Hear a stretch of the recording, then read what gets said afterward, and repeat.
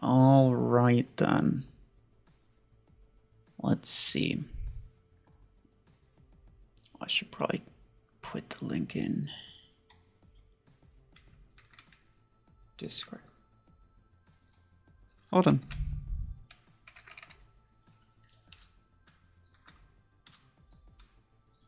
There we go. All right, well, hello, everybody. You gotta eat dinner? All right, fair enough. Take care.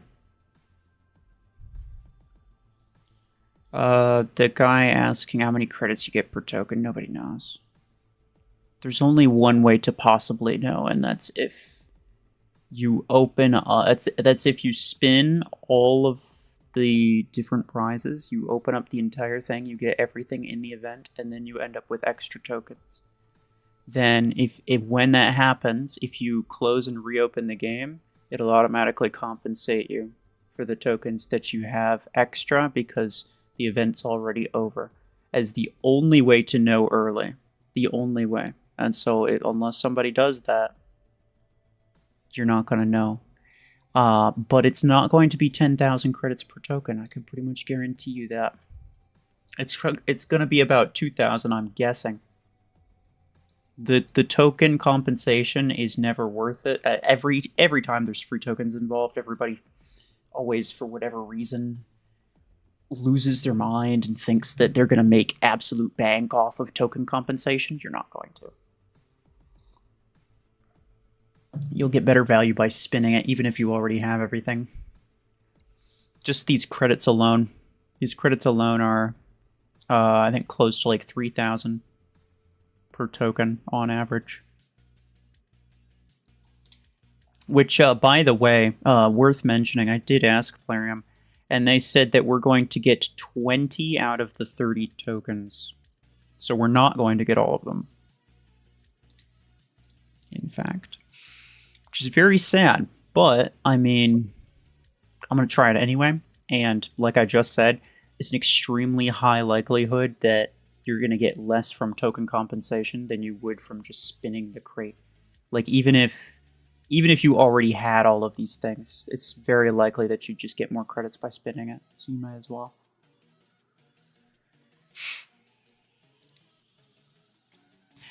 The Volti-Crate Rush?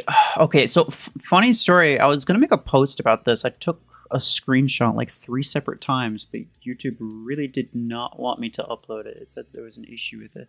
I don't know what the problem was, but I was going to make a post and I never did. Here's the thing. So you gotta think about it in terms of likelihood. You have a 10% chance for all of these individually, right? So all of those have a 10% chance of dropping. And $15 per spin, right? So then, like, how many of these things are actually good versus how many of them aren't good? This one's crap. This one's pretty bad. This one's pretty bad. This one's a bit better, but still not great. This one's pretty good. This one's okay. This one's okay. This one's pretty strong. This one's like legitimately meta. And then this one, it really just depends on what SP you are. It can be okay if you're low SP, but otherwise it's pretty crap. So, like, only these two are like verifiably good pulls. This one could be alright. If you're being like super optimistic, then like maybe 6 out of 10 would be good. There's a very high likelihood that you do have to spin it like 3 or 4 times to get anything decent, even if you are being extremely, what do you say? Even if you were being like extremely generous with what you'd be willing to accept there. So I probably wouldn't do that. Gaming Game, hello. Gift you 1 token for this event. Okay.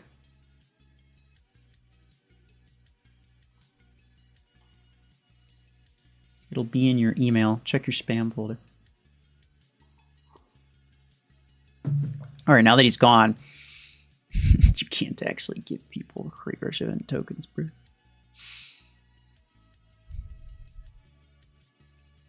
Should you save up for Revoker 6 or Stormrack 6? You're in 4 or 5. What is that? Wait, what? 4 or 5, which one?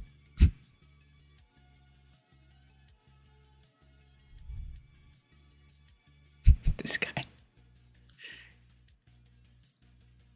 Doing a hanger showdown for 100 acorns? Yeah. So, alright. We're gonna... Yeah, we're probably just gonna finish these events here. That's mostly what's gonna happen. This is usually pretty easy. So this I'll do, and this I'll do. I have enough acorns for Cheetah. I'm not gonna buy it on stream. Bro, I'm barely awake. It is all I can do to not fall asleep right now. But it's fine. Should I keep... I should not keep this. I should do Panther over Silverthorn, but I'm gonna keep the Silverthorn. Frig it. You've been enjoying Eclipse with overdrivers? Yeah, I mean, it's very similar to Minigun.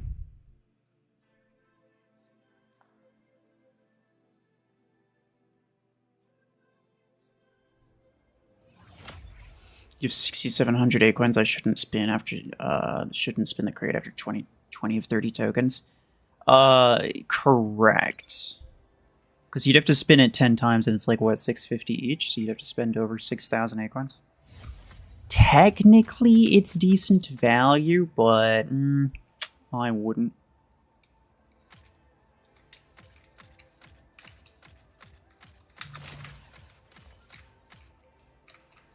What is this guy?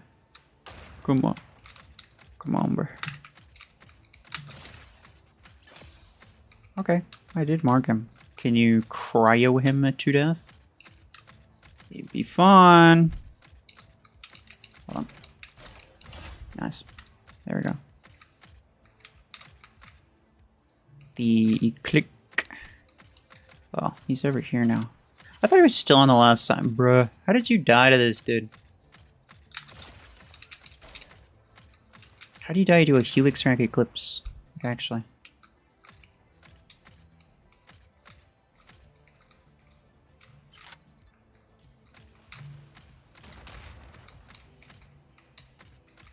I'm not gonna die.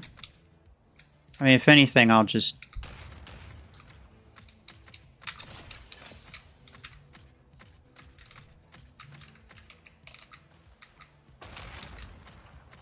Okay. If anything, we'll just draw that round. I don't care if we draw. I just don't want to lose for sure. And I have an idea of what that guy is like. And also this dude, bro, in Eclipse, he just runs in and does... Jack. I only end up gonna draw because he didn't do nothing. Which one? Slurpee. Is that what his clan name is? Okay, look, it's nobody's fault but your own that you're going in and dying. Especially given... really seems like you wanna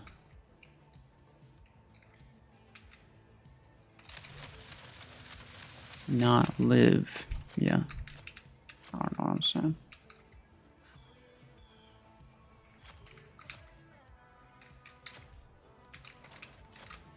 Oh, okay. Nice. Finally, dude. Cool. His Revoker Surge barely missed. It's fine. That's fine. This guy had that. Interesting. This is not going to end well. We're going to lose this one. There's basically no chance.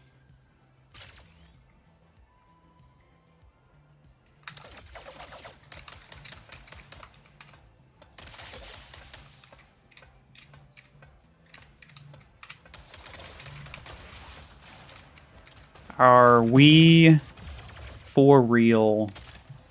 Man's got like 8 billion mile long dash to some. I did call that loss though. Just the mech lineup alone. 2v2 is not a skill-based game mode, guys.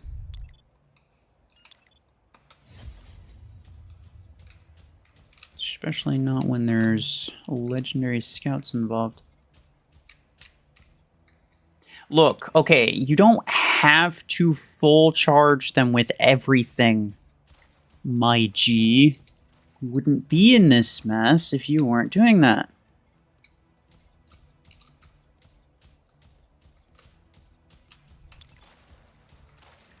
Blah, blah, blah, blah, blah. Yeah. Problem is...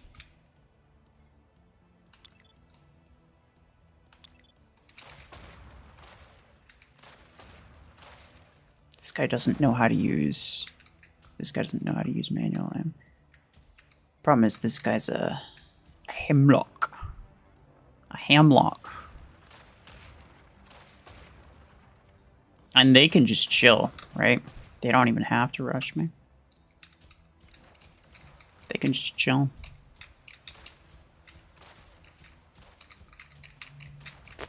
I'll take your bullets to the face, I don't care.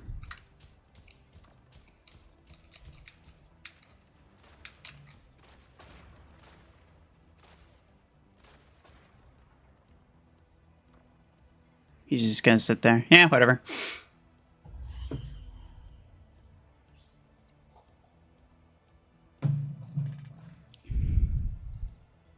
Folded under 0 pressure, yeah.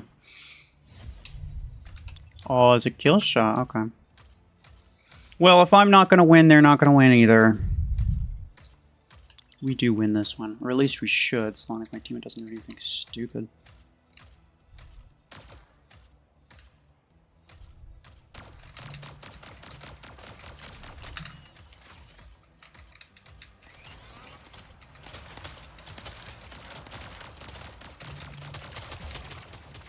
I kill him with that?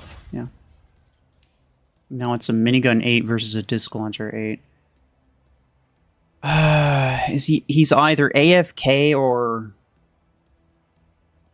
dumb.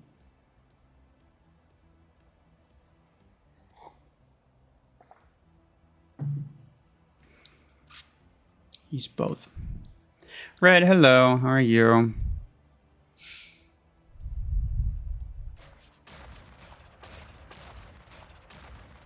Post about the schedule of the giveaway result. I haven't chosen the winners yet.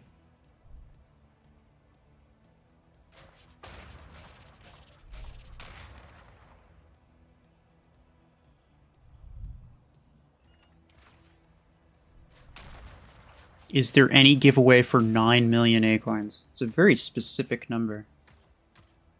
Why are you looking for that? What are you doing? Oh, okay. He realized he has a right thumb now. Okay. He can turn again. Yeah, yeah. Really dumb.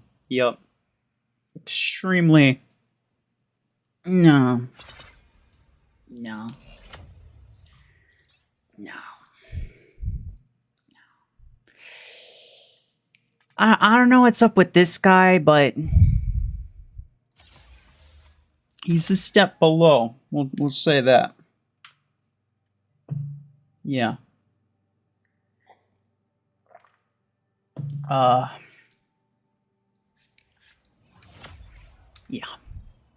We'll just leave it at that. What is my teammate gonna start with? Something crappy. Good for you. Good for you. Wouldn't expect anything different. Oh, nice skin, though. Well, he is going to go straight up, because why wouldn't you, really? I mean, you're an Ares, the strongest of all mechs.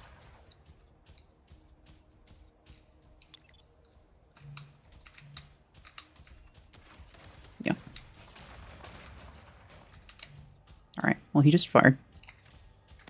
Hi there.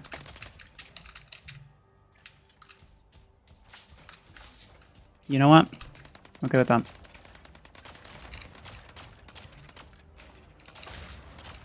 I shouldn't have been okay with that. Okay with that. I can run. I can run. Blah, blah, blah, blah, blah.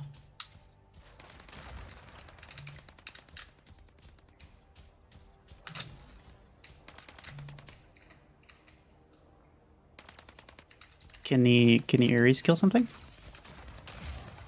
Oh, wow. Legendary damage. Did he get lucky? This guy's cooked.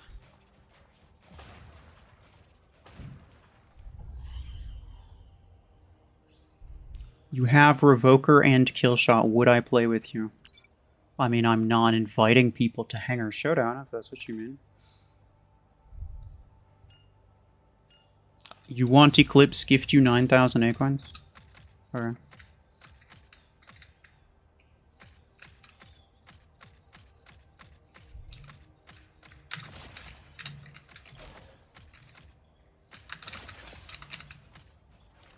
I mean, yeah, you got them. Frick off! Idiot!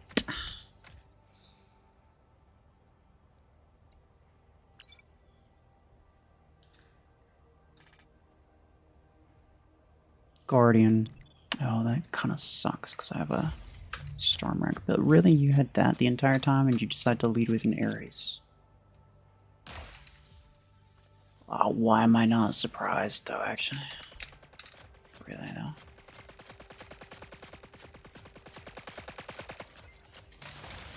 Alright. Yep, pre-fire. Okay. I'll just get back here. He's otherwise preoccupied with this dude. What is he doing? Are we being for... Okay. I don't know why it took you that long to deal with him, but whatever. This is the only good thing I have left. Bro, I mean, okay, you know, maybe that's not bad. Maybe that's not bad. EM rifle, okay. We should be okay. Oh. Wow. Can you heal me? You are a healer. I mean, it would make a little bit of sense.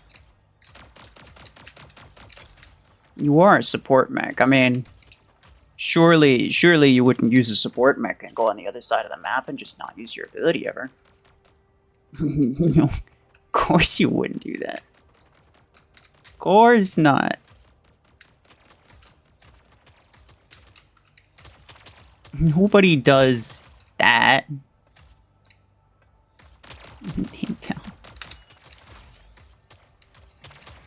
Thank you. Oh my goodness, dude. Gotta practically beg for my heals. I can almost kill them both. No, we're gonna lose this one.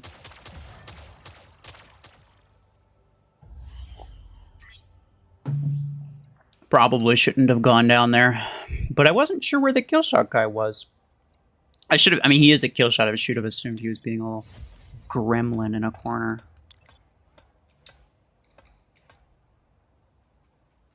Oh, no. I'm not reciprocating that. I'm not... He's a Javelin Rack Scorpius. I'm not reciprocating that. Good job. I'm not... No, hell no.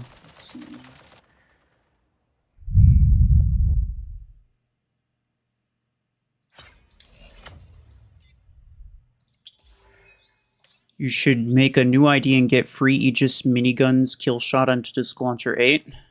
The minigun Aegis, you have to use a special link, and I despise those links. I think they're really bad for the game. I'm not going to stop you from using them, but I definitely will not.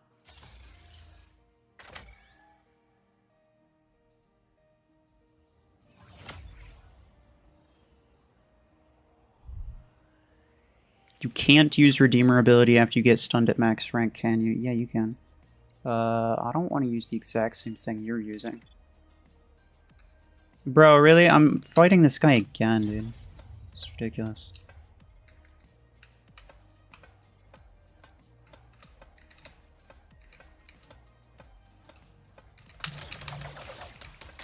Okay, nice. I mean, no. I was gonna say decent damage. That's not decent damage. That's nothing damage, bro.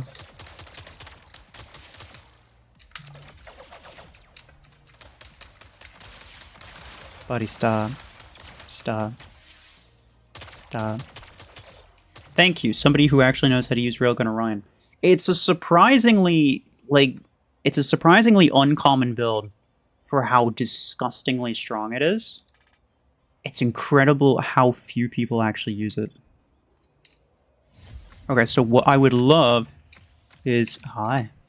Jump on me. Jump on me. There we go. Now you're behind me. And we got you cooked. He understood the assignment. My man understood the assignment. Good job. And now we gang this fool. Are you ready? Dummy? Oh, I bet you are. Yeah. Hiding in a corner like you always do. I see you.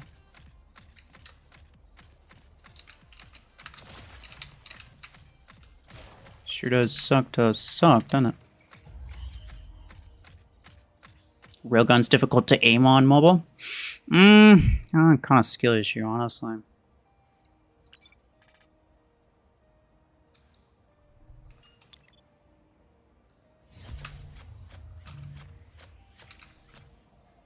They both go on right side, I think. You have a Viper. You click. Did he give up after losing 2 rounds? Wow, I'm mad. I don't usually take free kills like that, but he is a piece of crap, and I don't like him. So, break off.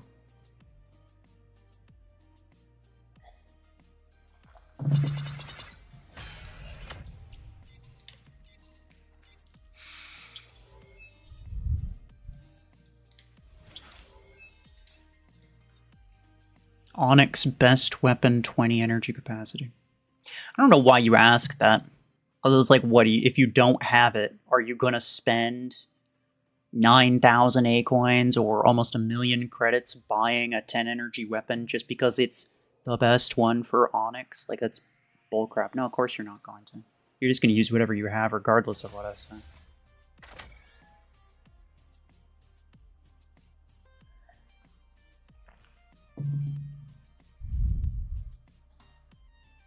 Are you late? I mean, technically I already started, so yeah, sort of, but not by any meaningful amount. Your best mech is Redeemer with Ember Guns. I am sorry for your win rate. Your win rate's not good. It's like 60%.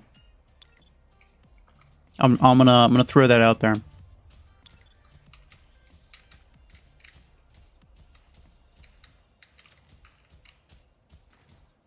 That's just a prediction. I don't know what your win rate actually is. Prediction. Hey there. Oh, well, that sucks. Yeah. I knew it was a bad idea.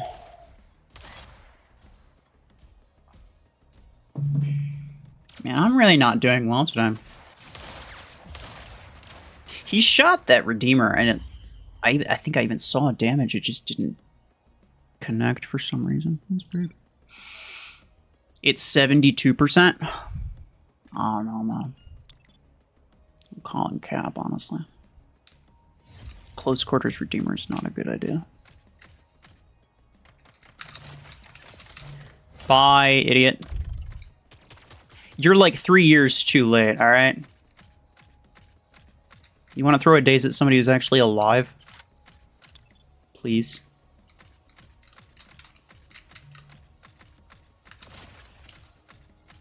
He's going to toss his barrier. Yeah.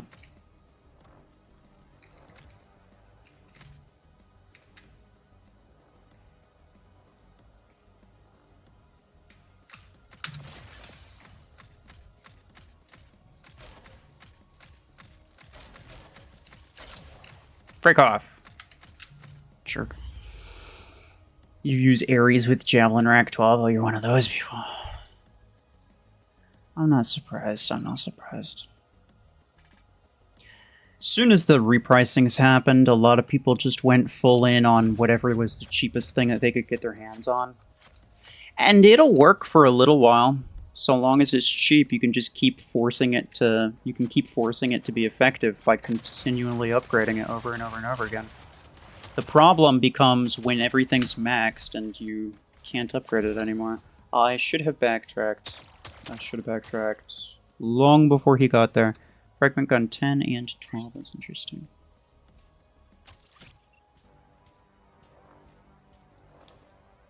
You use missile rack on Ares? I'm hoping you're in like tier 4 or 5. If you use Ares and you're...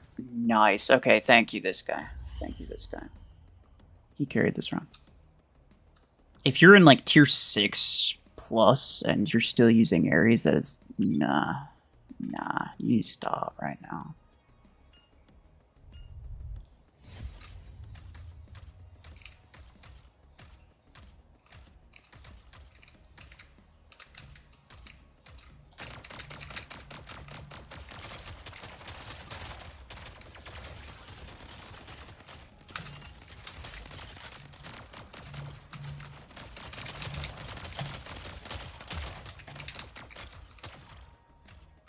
That should be fine.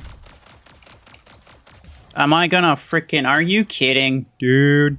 Oh, I died a carbine of all things. How does that even happen?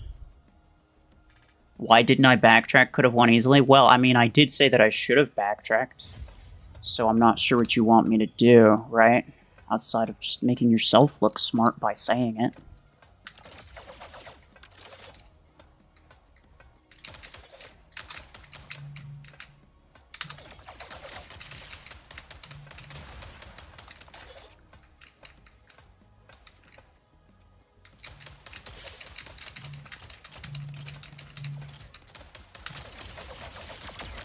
Okay, what is up with this guy? You just stand there, you had a freaking revoker nomad and everything.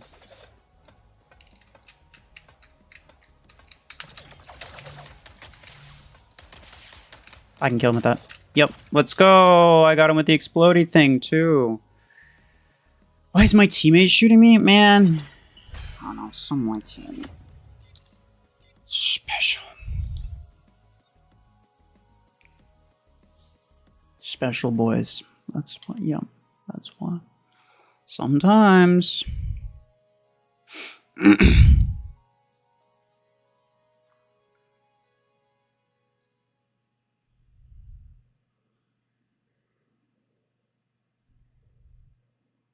This new mech is trash? Yeah. No, you're correct. You got Onyx from the first spin, that's crazy. Nice though. That's nice. Like, if I could guarantee that I'd get it in one spin, I'd absolutely do it, right?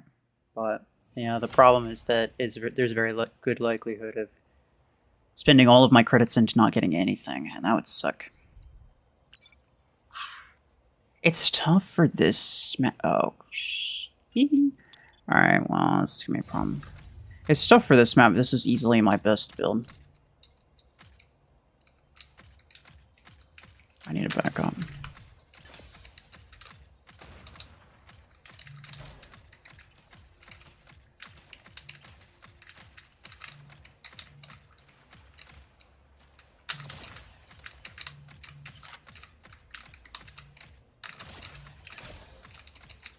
Get out of here. The Volti, especially with the Gemini, dude. Like, there's no way that he doesn't know exactly what he's doing. He knows exactly what he's doing. This guy, on the other hand, does not. He's got the most scuffed Sentinel build ever known to mankind. But you already know he overleveled. He had what? It was a Viper 6 and a Fusion Cannon 10? You know for sure he way overleveled that Fusion Cannon. Just because it was an epic weapon. He's like, oh, it's cheaper now. That must mean it's a good idea to upgrade. Yeah, that's definitely what that means. Why is there a... You know what? Never mind. I'm not going to ask questions. It's scuffed Sentinel guy, like, I'm never gonna know.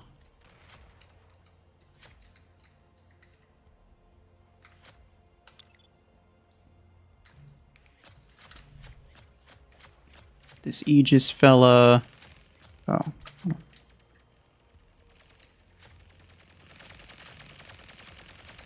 This guy right here. He's just, like, not paying attention at all. Finally got him. Revoker. You know what? Never mind. I'm not gonna finish that thought. That sounds bad. He got him. That's all that matters. He got him. That's all that matters. Good job. Thank you. What you got, boy? Really sick of this freaking surge shenanigans. Thank you. I swear when you EMP a surge with a Zephyr, the surge radius like freaking quadruples just to make sure that it also EMPs you at the same time. And since its EMP is like twice as long as Zephyr EMP, it's just a guaranteed kill for the surge. It's like the game will automatically change the stats on the surge just to make sure that it wins every single time. Like, no.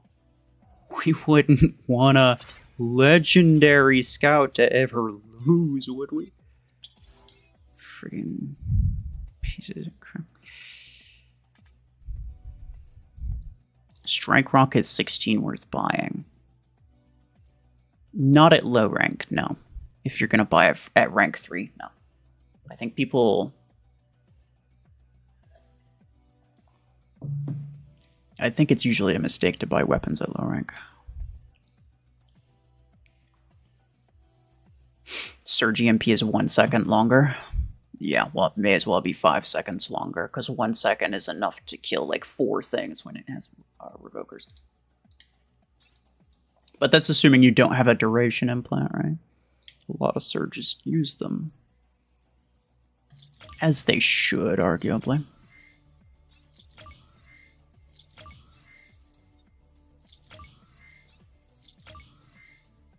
Will I buy Cheetah? You know, I'm not sure. Probably. Not on stream, no. In general, like, maybe tomorrow or something, yeah, probably.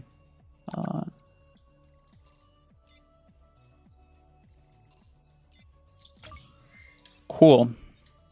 Oh, and then there's this. What else do I need from this? This is not much. Better just spin the tokens, yeah. Yeah. The compensation's not going to be anything. Like, you never... The compensation is only ever worth it if the chances of getting anything good are, like, so disgustingly low. Or if the main thing, or like if the main prize or whatever isn't that good. In this case, there's 3 things I could potentially get. The chance of getting each of them is very, very low for sure.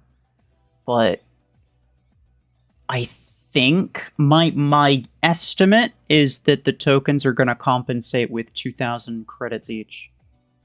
In which case, spinning them, you'd actually get more credits than if you saved them.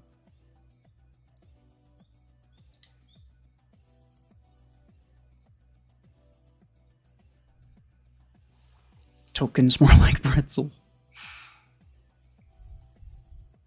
Do you actually like playing Mech, or do you just play for content? I enjoy it for the most part. Sometimes I feel like it's like, I kind of have to. Right now, I am dead freaking tired. I am trying to force my... I need to fix my sleep schedule, dude. So I'm trying to just, like, force myself to stay awake. Because if you stay awake for long enough, then you stop being tired. And then you can force yourself to stay up for quite a while. I haven't slept in like 20 hours, but that's okay. I keep waking up too late. Like, I stay up too late and then I go to sleep at like 2 in the morning, and then I'll wake up at like freaking, yeah. Not great.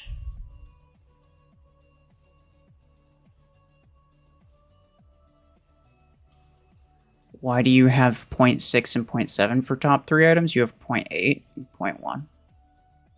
Well, because I already have pod gun 8, maybe. But it also depends on like which of the credits I got, right? So like there's a couple of these. These are much higher chances to get, but I didn't get them. I didn't get any of the 1000s. I only got 2, 3, 4, 5.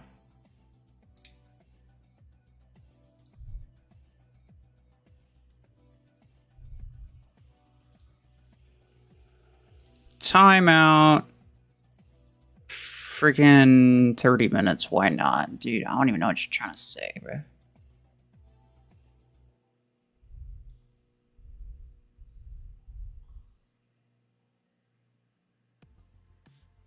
Why do you buy stuff which you already think is good? Why not buy bad stuff? Isn't that the point of this account? No.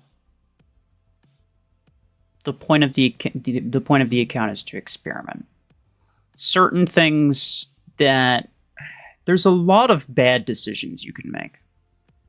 Arguably, a near infinite number of bad decisions I could make, right?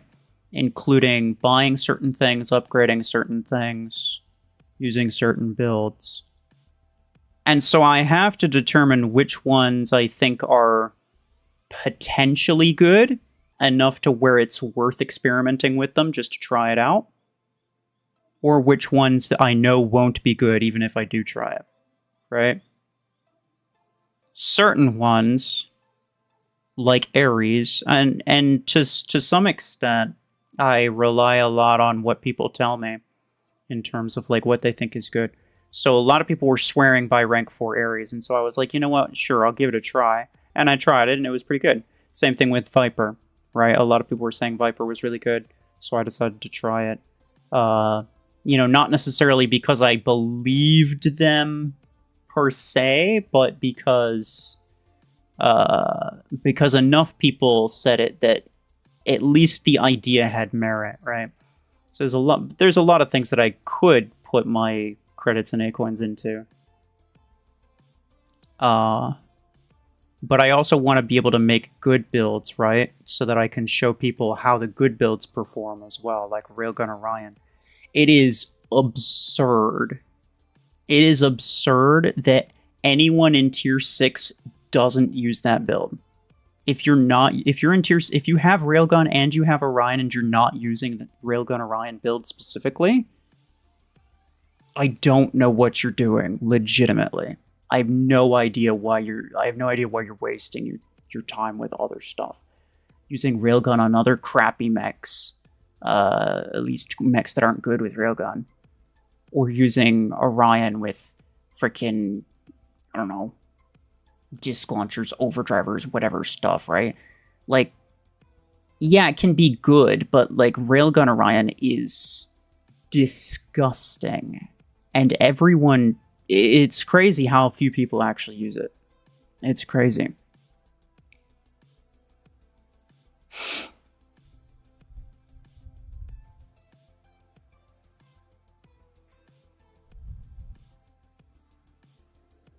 Killshot garbage? Yeah, that's true.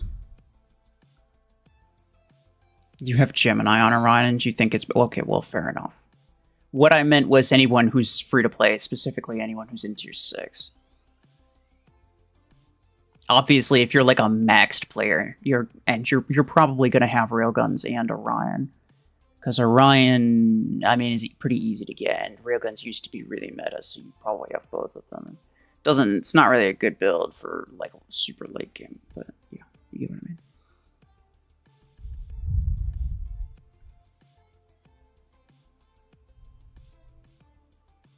Pod Aegis and Railgun Orion should be your carry builds in tier 6. Yeah. Yeah.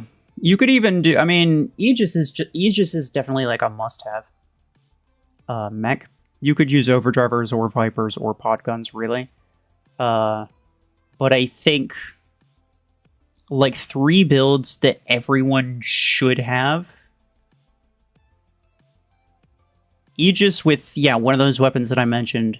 Railgun Orion, Revoker Zephyr. I think those are necessary for any decent hanger around this SP, right? You know, any free-to-play hanger, I should say. I like those are necessary. Because the EMP from Zephyr is... You need it to counter certain things. Otherwise, you just not. Like, there's certain things that you just can't deal with unless you have EMP. Here, I'm just going to choose Fortune Keys. Don't care about anything else. Yo, Arena Prime. Thank you, sir. Much appreciated. You're shifting from pay to win to free to play. Yeah, fair enough. Fair enough. I have a lot more fun on this account. It's a nice mix of like... It's just nice because it's like it's challenging. The stuff at this these low tier things don't really cost that much. So I saved up for Cheetah after spending all of my freaking A coins spinning for Outlaw. Like, how long ago? Wasn't even that long ago. So I got that back relatively quickly. So, like, I can get these things that I want to get and try these builds that I want to try. And I don't have to worry about being constantly harassed by Revoker, Surge, whatever, Eclipse meta players literally 24/7. I don't have to worry about that because people in, like, mid-games area, like, you can use a lot of things and get good results with it. You can use quite a lot of things and get good results with it. And, yeah. And the fact that I don't have, like, all of the super OP strongest stuff makes it, it makes it more challenging for me, and I like the challenge as well.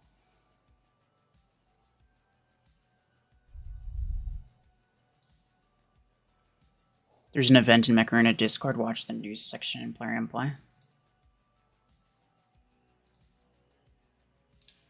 Oh, the Mech Arena Quarterly Clash. Yeah. I made a video for that. I didn't... There was an option when you upload a video. It's on by default, but there's an option to turn it off where it's not going to notify subscribers. So I turned that off for that video because I didn't think it was one that, like, people necessarily cared a lot about. But if you happen to see it, then you happen to see it. It just goes through, like, the registration form for the Quarterly Clash.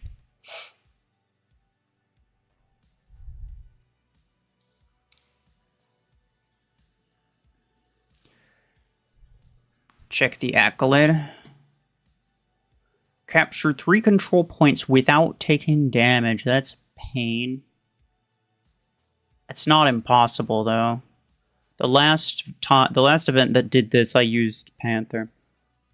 And you need to use a shielded mech. Like, in case there was any doubt, and you're thinking, like, oh, I need to capture beacons, I should use freaking Redeemer. Like, no. You have to use a shielded mech. It's the only way to guarantee that you don't take damage. This is no-go. Slayer Awards. I need to get all 3 of these. 15 max while you have less than 10% HP. Huh. Use 2,000 credits. What would I use 2,000 credits on? Paragon. Nah, I'd have to rank that up. I don't really want to do that. Slingshot. Nah, it's a little bit expensive. Everything's, like, kind of expensive now. I can't really justify upgrading something at this point. Everything either requires a rank up. Even the MD, dude. Everything either requires a rank up or is too expensive. I guess if it requires a rank up, it's also too expensive. How much are you? 5. It's not really worth it. Yeah, I'll probably just go here. spend 2,000 credits on whatever random crap. It's not gonna matter either way. Just a way to get that 2,000 credits task done. I don't like buying blueprints from the shop. I'm sure a lot of people do it on the regular. I don't like doing that if I don't have to, because those are credits that are simply going to waste. Like, they're just going... It's just credits in the dumpster, right? At least if I upgrade something, yes, I'm spending more credits than I otherwise would. But it's not... It's, you know, it's only like maybe double or triple the daily credits. Not that big of a deal, right? It's like 6,000 credits a day. You can easily make that back. And then some, right? It's not really hindering me much. And I actually get some kind of value out of that. In that, you know, if I ever decide I want to upgrade something, I already have it mostly upgraded, and I don't have to then drop way more credits on it.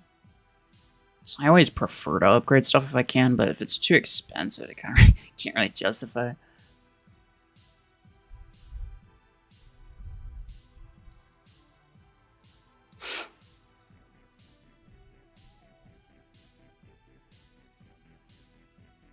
Your phone overheats too fast? That's fair.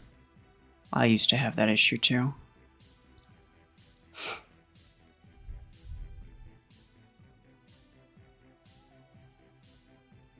You did it with Orion on Neon Station? Yeah, fair enough.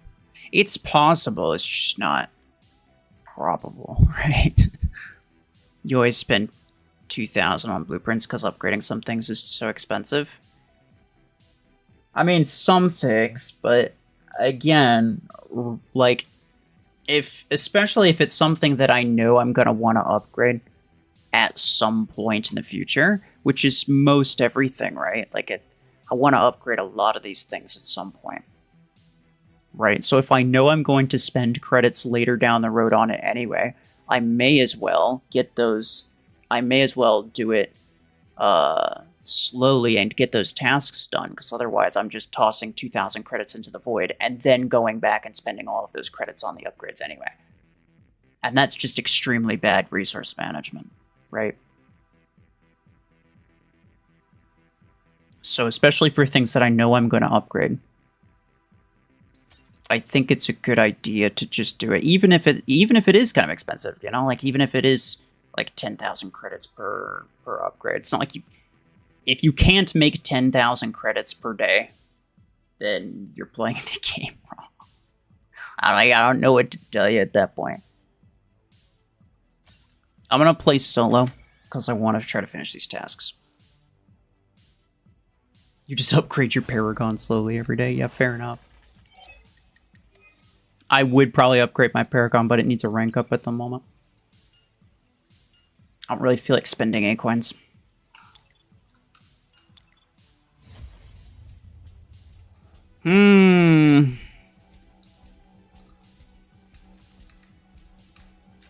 What is that?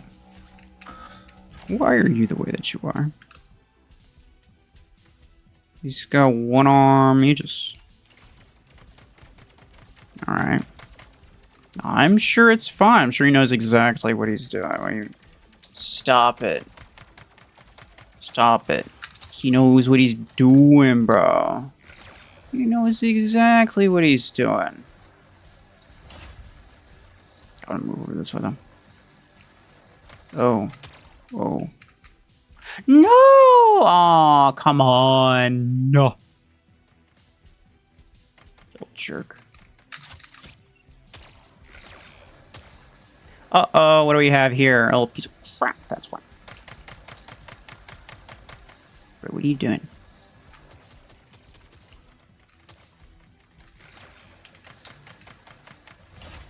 He might kill me with that? Yeah, he killed me with that. That's annoying.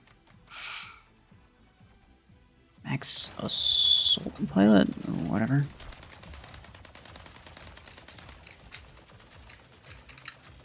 Is he gonna poke his head out again? I mean, I already gave up on the don't take damage task, right? That ship has sailed. But I can at least finish the kill this idiot with long arms task.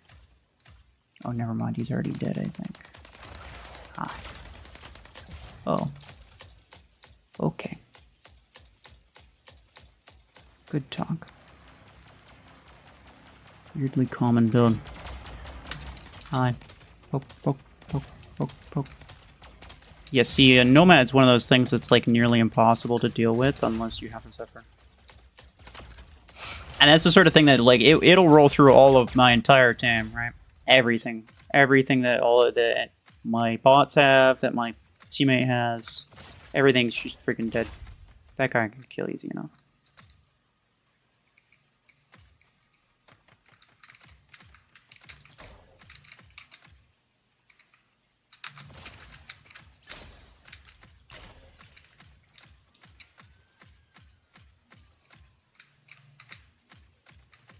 Hello? Okay. Bye-bye. Oh. I mean, I'm outside of 100 meters, so he can't... He doesn't have homing. Thought maybe I marked him, though, but I didn't. Just annoying. I think we win, though. Excuse me?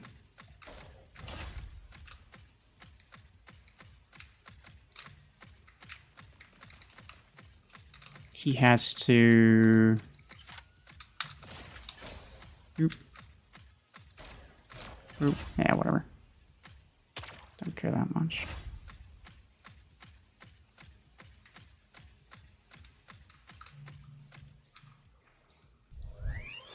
Why won't I buy Revoker 12? I should. Yeah. That's... I don't even look. I was trying to think of like something. I was trying to think of something funny to say, but like no, like legitimately though, are you dumb? What do you mean? Why don't I buy Revoker 12? Like, are you okay? Like, do you need help with something? Does it look like I can afford it? First off, second off. If I saved up nearly 8,000 credits to buy Revoker 12, why the F would I not just save it up a little bit more to buy Eclipse or Surge?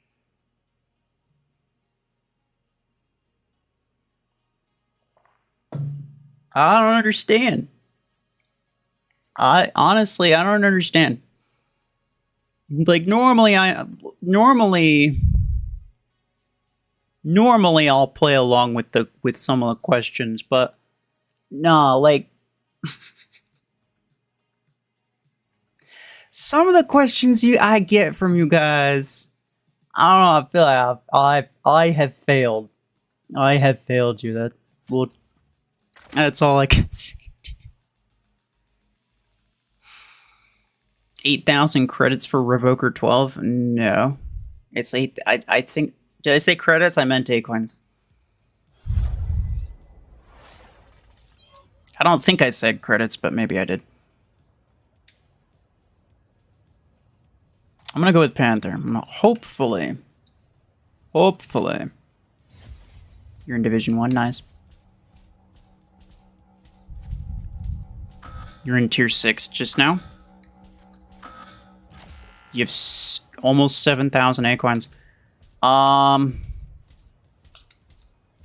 not even gonna lie. If you could save it and spend those Acorns to get like if you could move into Tier 7 relatively quickly and just use those Acorns to get you Surgery Eclipse, that would honestly do you better. Like, there's no epic thing that's gonna be nearly as good as either of those. No, don't you freaking dare. Bro, I'm gonna take like half an HP of damage from one of these idiot bots just to keep me from doing the damn task. I swear. Nope. Yeah, I stole that guy with pod gun, dude. I got 2 beacons and I didn't take any damage. Literally just need one more. One freaking more. It should be it should be easy. It should be easy. Okay. I can get to the middle. Ooh. No, not with that.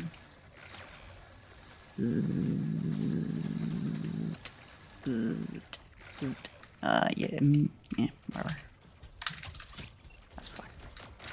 I cannot move. I cannot move at all unless I have a barrier in front of me. He's almost dead. He's so close, dude.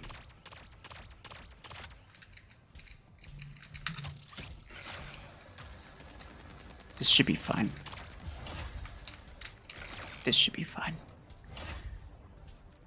He's probably gonna spawn on it though. Oh no, never mind. He's not. Because I just realized he's trying his absolute darndest to survive. Entirely in vain. Entirely. Okay, there's enemies up there, which is a problem. So here's what I'm gonna do. Actually, like 2,000 IQ. 2,000 IQ. I am going to allow these enemy bots to grab this beacon so that I can go back and grab it without having to risk my life going across the map. Gotta let they just need to get it white. I don't even have to.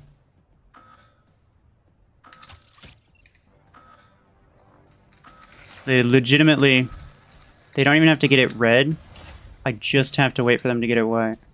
And then, no. Don't be risky with it. No reason to be risky at all. No reason. Bro, imagine someone just like tosses a freaking Helix Rank 8. Just like a single freaking rocket comes out. Did I do it? I don't see it. That's annoying. It's kind of concerning, actually. I almost took some damage right there. I may have, actually. Imagine I took, like, a freaking pixel of damage, like, right there at the beginning of the match. I would not be happy, dude. Yeah, you're dead. Oh. Oh. Wait. I'm fine. Can my bots... The frick is that? Oh. Stormrack, I think. I think we lose.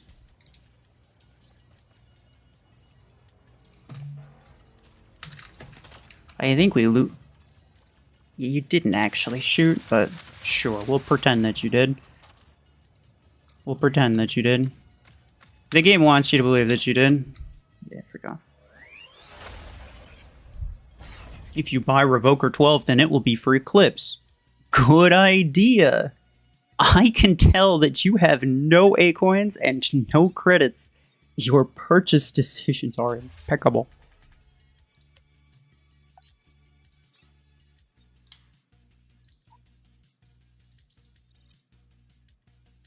I did do it though. Very cool. Honestly, that's probably gonna be the hardest one. This one's just a matter of time.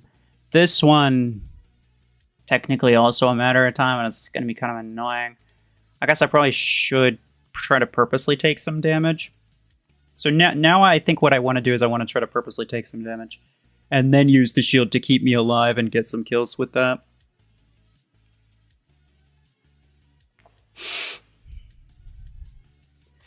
Help, your progression is stuck for 1 year. Currently have 2 legendary weapons, Storm 6 and Revoker 6.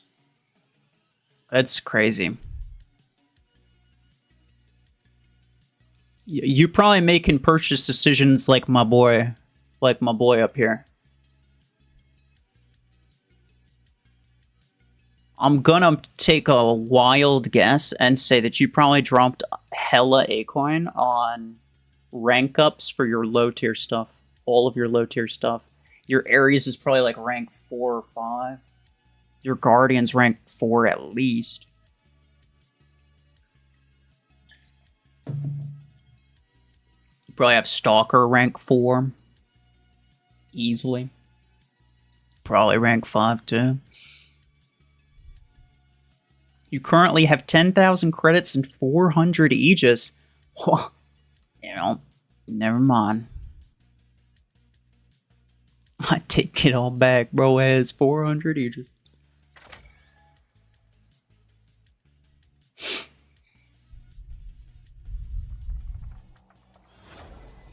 You usually just use your modded Lancer with Star Mech for the kill 4 mechs without damage.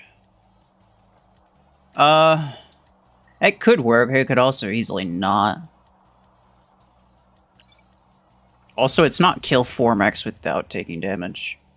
That's not a task. I have, kill... Wait, is it? Maybe it is. That's that one. No, I have to kill... What? 4 things while on 10% HP. So I have to have less than 10% HP. I don't have to not take damage. I have to take damage. Hi. I would have left him alive to deal some damage to me, because, like, especially gradual damage. Okay. Gradual damage enemies like that. That's a good way to make sure that you take exactly the amount of damage that you want to take. But he was a Zephyr, and he probably would have messed me up. So I didn't really want to do that. Oh.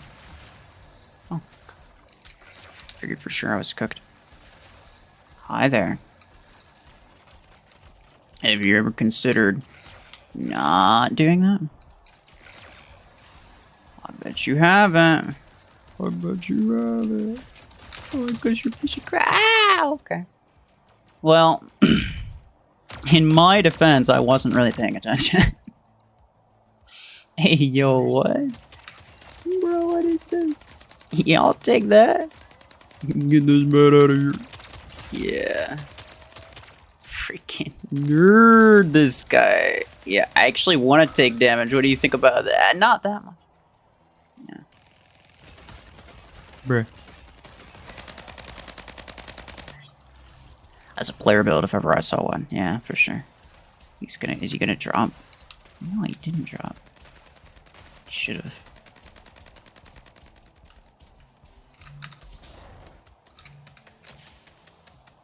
They can't see me. I'm being stealthy. Okay. Yeah, you know what? Yeah. Bloop. Oh, he's marked too. I didn't even realize. Okay.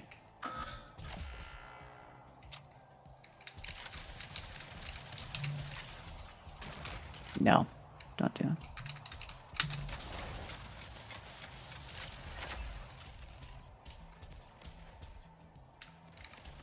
Taking damage is easy enough. The problem is taking damage and not dying from it.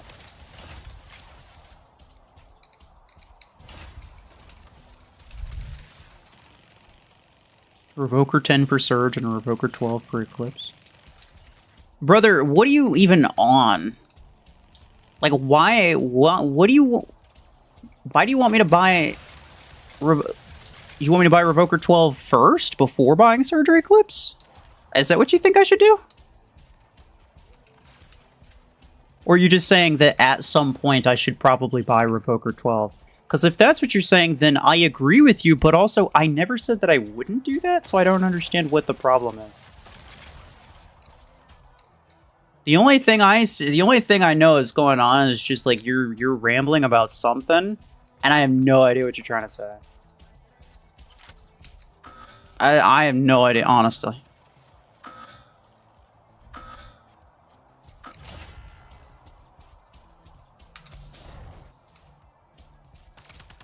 He's a 12-year-old. You being generous. I think it's lower than that.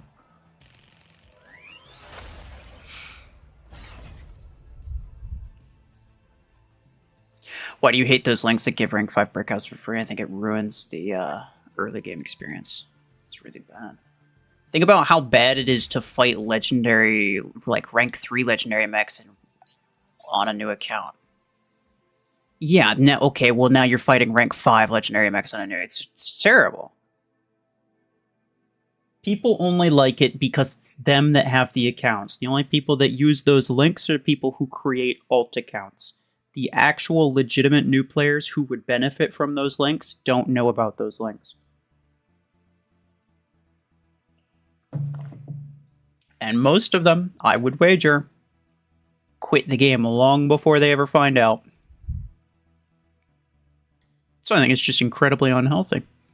And there's no, like, you can't give me a positive argument for it. The only positive argument you can give is if I use it, then I get it and I want that thing. So that's good for me. So therefore you should approve of it. Like, no, that's not how it works. I think it's incredibly unhealthy for the game.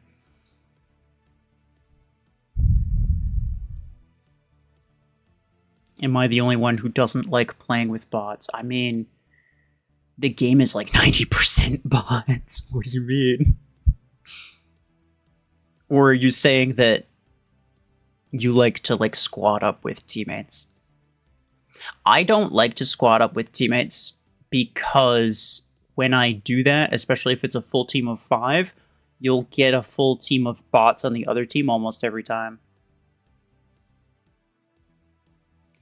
If you play solo, you're more likely to fight actual players. At least one.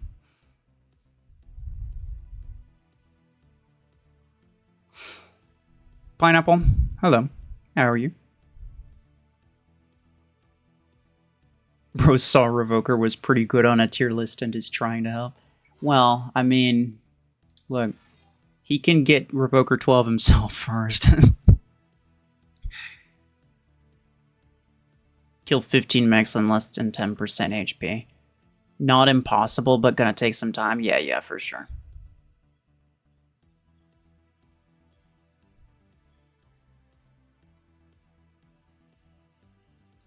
The first time you get a match with a person, while you have that link, you usually get paired with a different person using the same link to balance it out. That's bullshit. You don't know that. Honestly, you're just saying that. In order to make a generalized statement that's based on statistical averages, you would have had to have at very least seen like I'll be generous and say like 6 different videos of people using new accounts, or tried like 6 different accounts yourself, not just seeing it one time. I don't even think you saw it. I think you're just assuming. I think you're just trying to make stuff up to try to justify it. We all know that new players will fight enemies who buy like a rank 3 legendary mech, right? And we all agree that that is very unfair in terms of matchmaking. Now, they spent their own money on it, and it's only rank 3. It could be worse, but we all agree that that's pretty bad in terms of matchmaking. We all agree that people should not get rank 3 legendary mechs that early. So you're gonna sit here and tell me that getting rank 5 is acceptable, but spending $5 to get a rank 3 isn't. And the rank 5 is acceptable simply because you can get it. I don't think that's fair. I think if you're gonna say one's unfair, then you have to say both are unfair.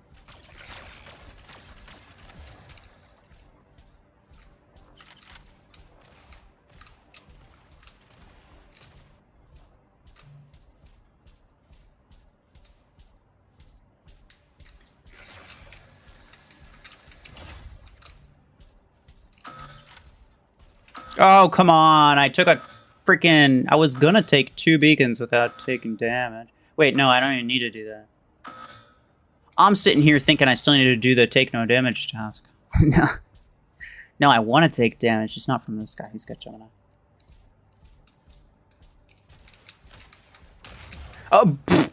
Yeah, I say that, and then he freaking one-shots me. It's okay. I can kill him with this, I think.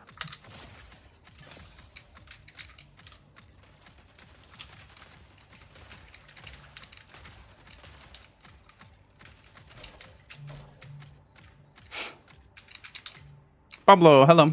Good morning.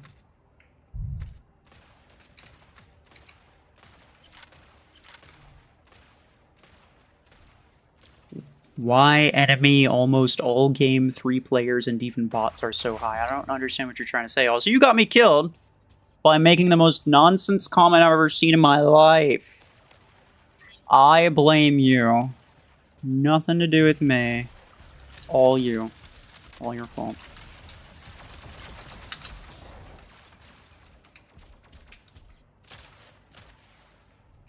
You can sell your Mech, stalker.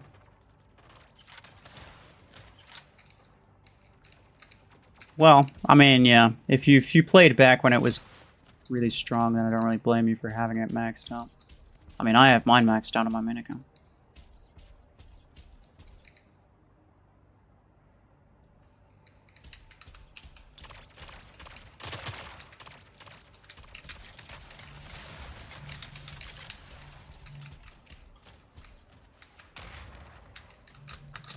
Gotta figure out how to deal with this extremely skilled Gemini camper.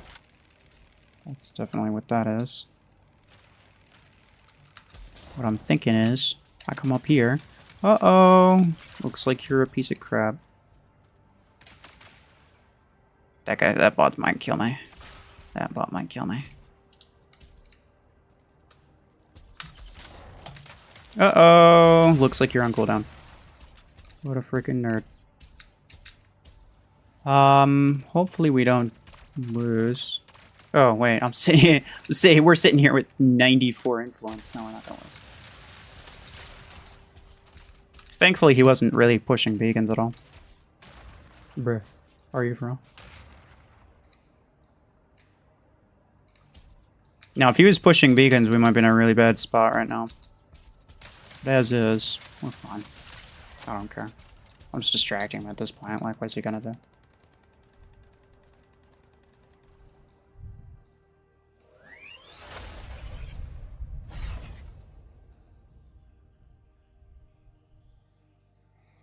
SDP, don't spam.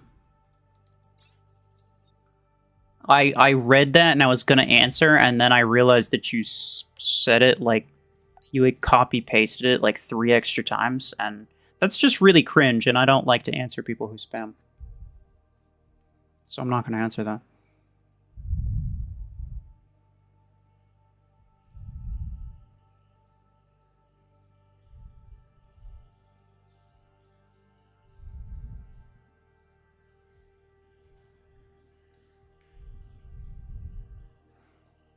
Did work back in the day with Disk Launcher? Yeah. Yeah. The Disk Launcher and the Arc Torrent Stalker meta was crazy, bro. Where's the Orion skin from? It's just this one.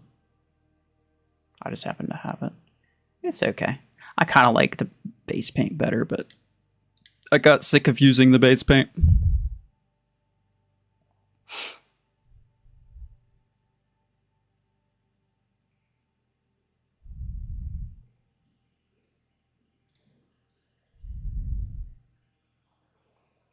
You're in tier whatever with whatever and whatever and whatever is that good for whatever. I mean, divisions, I wouldn't look too far into the divisions. It's mostly about your squad power, right? So like, and like what kind of enemies you fight.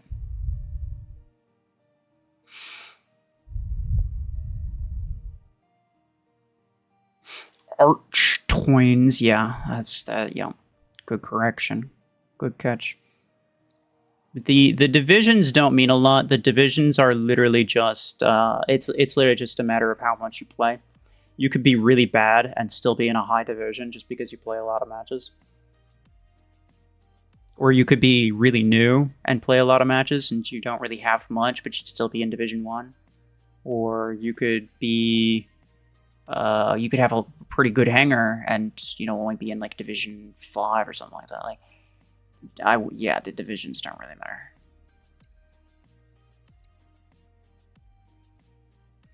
Do I want to join your clan? No. No, I'll pass. Thank you for the offer, though. Anyone hoarding silver crates, waiting for a good playoff event? Good luck. Good luck. I have not seen a playoff event that was not strictly pay to win in, like, probably a year. I'm not even gonna lie, you're good to just open your crates. There's no reason to save them. Like, back in the day, there was good reason to save them. Nowadays, nah. Open gold crates, right? You could get points for that, but then you know what else you can get points for? Upgrade stuff. And that just means whoever has the most A-coins wins. Upgrade the rank of stuff. Yeah, whoever has the most A-coins wins. Use implant parts. You know how you can buy those? A-coins. Credits. You know how you can get those? A-coins. A-coins. You know how you can get those? A-coins. It's like 4 out of 5 of these grindy tasks are all just whoever has the biggest wallet wins. And this has been the case for, yeah, it's like these grindy ones, earn XP, log in, complete objectives, and then there's just upgrade stuff. Yeah, whoever has the most money wins. Or in this guy's case, I think. I'm not sure what these guys do.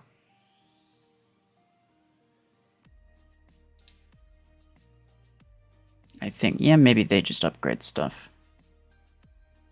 Because they don't have a lot of battles, that's for sure.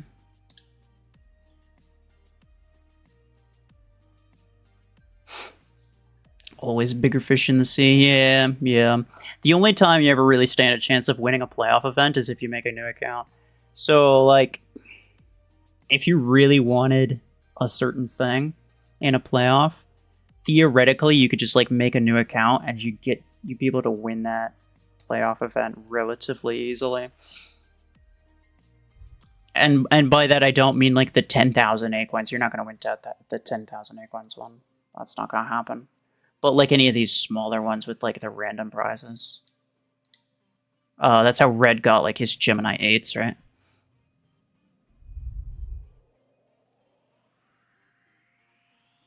You can't save enough crates. Well, yeah, no, that's what I'm saying. It's like the amount of points you get from crates is nothing compared to someone who decides to spend $20, right? Like, $20 of A-coins is worth so many crates that you're never gonna save it up. So that honestly, there's no reason to save crates anymore.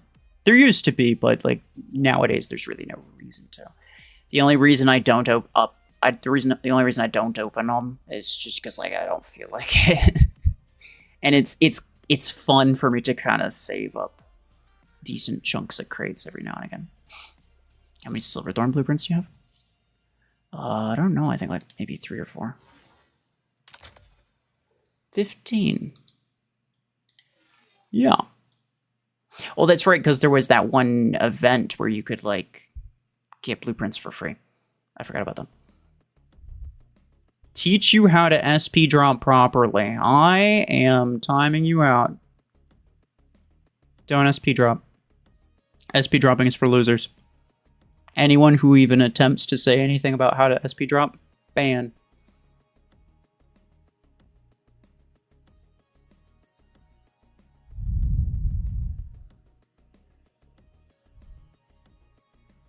You got Gemini by saving a good chunk of resources. The Gemini playoff showed up and I just bought everything I could. Yeah, nah, fair enough. But also, like, when you're a relatively new account like that, you're gonna get put up against people who are also relatively new.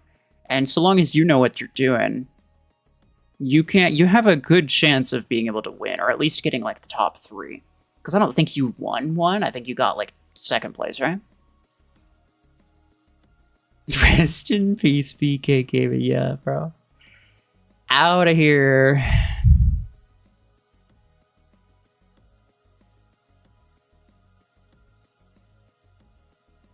To SP drop, you have to use only savants. Yeah, true. Like all the pro gamers do.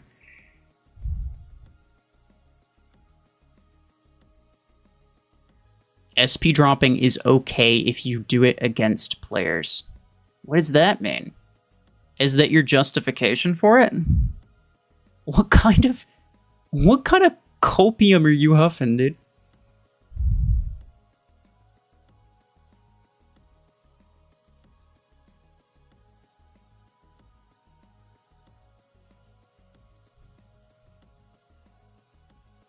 Don't do it, you mean? Oh.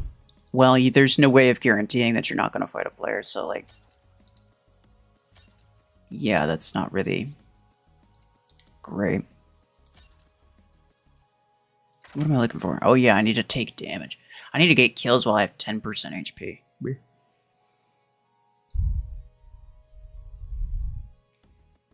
You unlocked Eclipse and Hemlock and Pod 10, still didn't win the playoff. Well, yeah, because... I mean... How much did you save? How much did that cost you? There's always somebody out there who's got a little bit more than you. That's what I'm saying, like, you know... Don't go out of your way.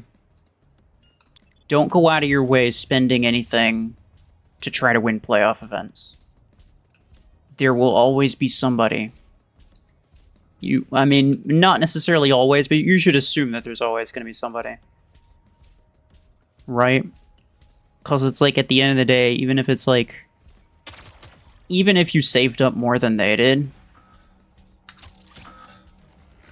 It's just a matter of like, okay, do they... Right at the end of the event, a lot of people, especially toward the end of events, people are willing to drop like an extra 10, 20 bucks just to get that win.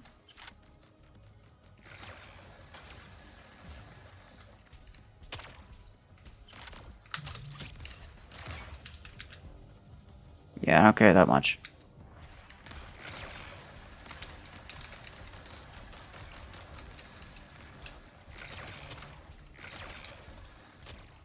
You gotta get... Oh, hi.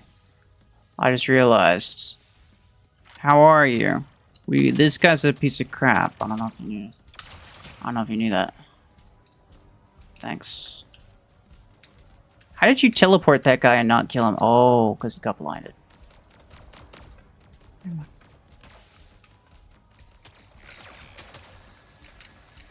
Now you cooked. You cooked, but what the hell?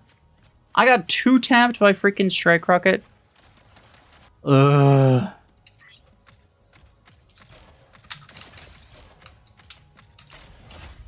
I really don't like Strike Rocket bots, dude. Big Chungus. What? His name is Big Chungus. That's crazy. Never have I been so proud.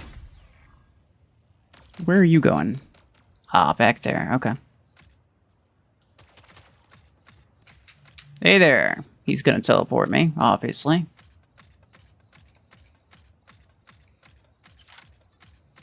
Never mind.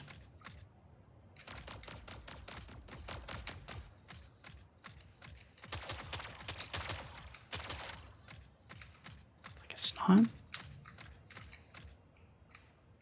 He's being careful.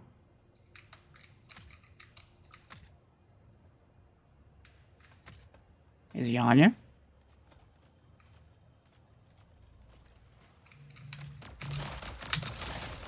Boop, boop.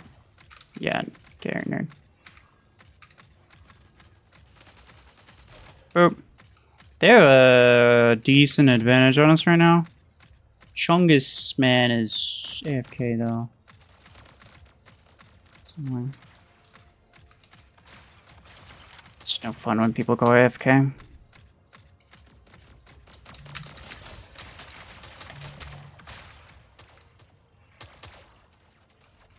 Where is the man? The myth? The legend? Oh. Boop, boop.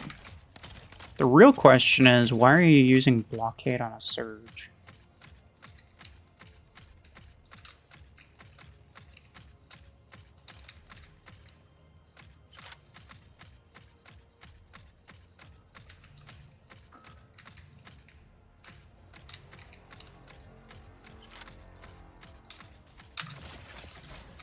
Bye. Oh. Okay. Okay. Yeah. Alright. Well, it would have been sad if we lost, considering one of their guys was AFK. Would have been real sad if we lost.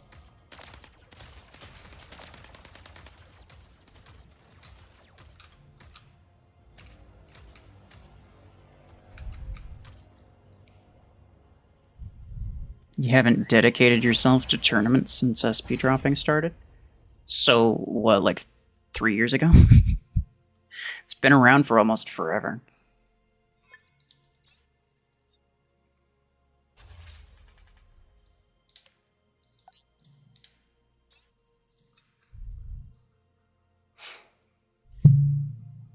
You don't even bother with tournaments anymore? Yeah. I have a free-to-play account here, and even I don't play tournament. Like, legitimately, this is my tournament history, dude. That's my tournament. And if you check the dates, too. Like, most weeks, I don't even play a single time. This was back in June. I barely play it at all. And I still do fine.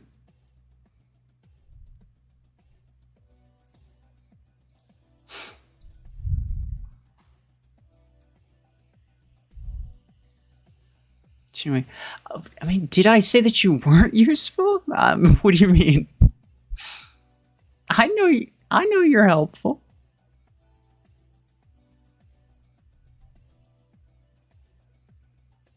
If you don't want to be team leader, but you do want to join MAQC, how do you do it? You gotta find somebody who's willing to get you in their team. Someone who is willing to be the team leader.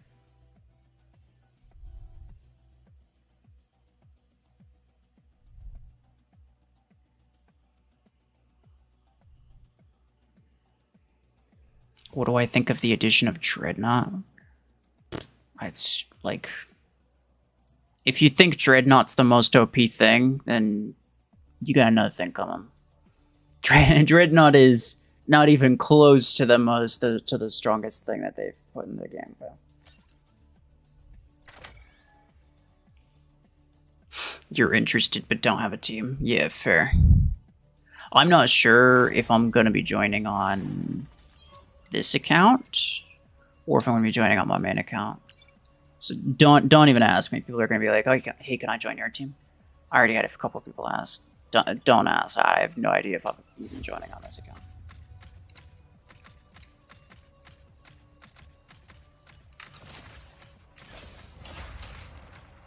I should try to take some damage. Not from you. You're a missile rack. You're a missile stack. That's freaking dangerous, dude. What is that? Okay, kill shot? Absolutely not. What are you? Okay. It's still, like, having an Orion, dude. How do I take damage without dying? Like, almost everything freaking one-shots me. I should have tried to take some extra damage from that. It is a kill shot. I cannot allow myself to die to that. What's something that'll do like a small amount of damage to me? Not that. Sentry would have died to that, though.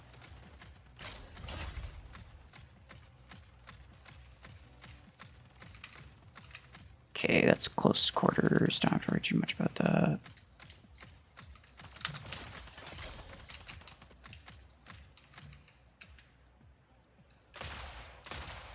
May you not join my team. Yeah. Yeah, you cannot join my team.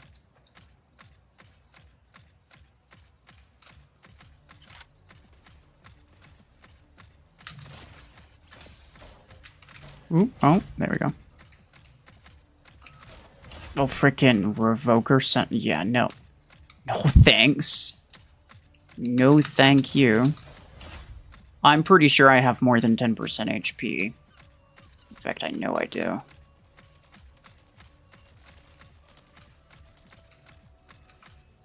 So I don't think I'm getting any progress toward that. Yeah, no, I still have one. You? It's Quantum. Oh. Oh! Oh! God, bro. Snuck up on me. We did! He snuck up on me.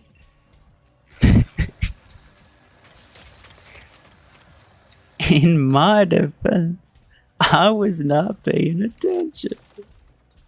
See, that's something that is easily that can get me down. Arachnos turret. It's basically impossible to die to that.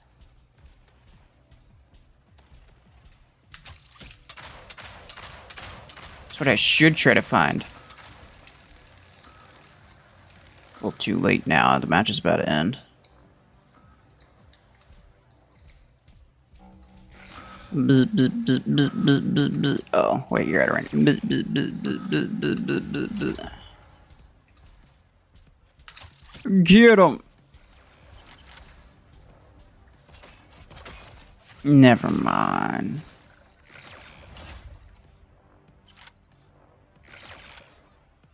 Oh. That spammer is back from the grave. What is he still spamming?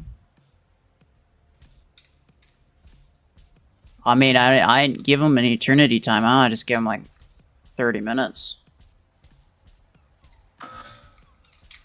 I didn't want him to be gone forever. I was just hoping he'd learn his lesson.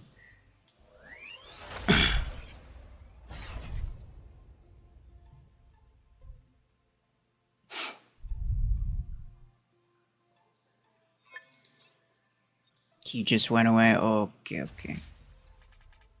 What legendary tier 5 weapons should you get? Well, I have an entire video going over the Gear Hub guide. Which is interesting. Everybody... okay, I shouldn't say everybody, because this is a good chunk of people who don't. I don't know what the percentage is. I don't know if it's half or half and half or what. There's at least some people. We'll say this, right? There's some people who think that I now need to remake my Gear Hub guide simply because the epic stuff is cheaper. I've already said, you know, on multiple occasions that the epic stuff being cheaper doesn't really change what's good. Like, it's still, like, nothing really changed. I still think the stuff that you should get is still the stuff that you should get. You can now just spend less to do it. Are we guaranteed to get Stormwreck 8 and the pilots from the Crate Rush? No. So I reached out to them, and they got back to me, and they said that we're going to get 20 out of the 30 tokens. Very sad, which means most likely you're not going to get this stuff. And you'd have to spend like 6,000 Acorns to guarantee that you get it. It's probably not worth it. It's probably not worth it. Because each of these pilots is like 3,000 Acorns each anyway, so it's like, whatever, dude. But... what was it? Yeah, so you get those, you can get the tokens. I would spin them because there's a chance that you get something great from it, right? You may as well. And also, if I'm being completely real, I'm pretty sure the compensation is going to be less than you, like, I'm pretty sure you get more credits from here than you'd get from the compensation. No, the compensation does not give you Acorns.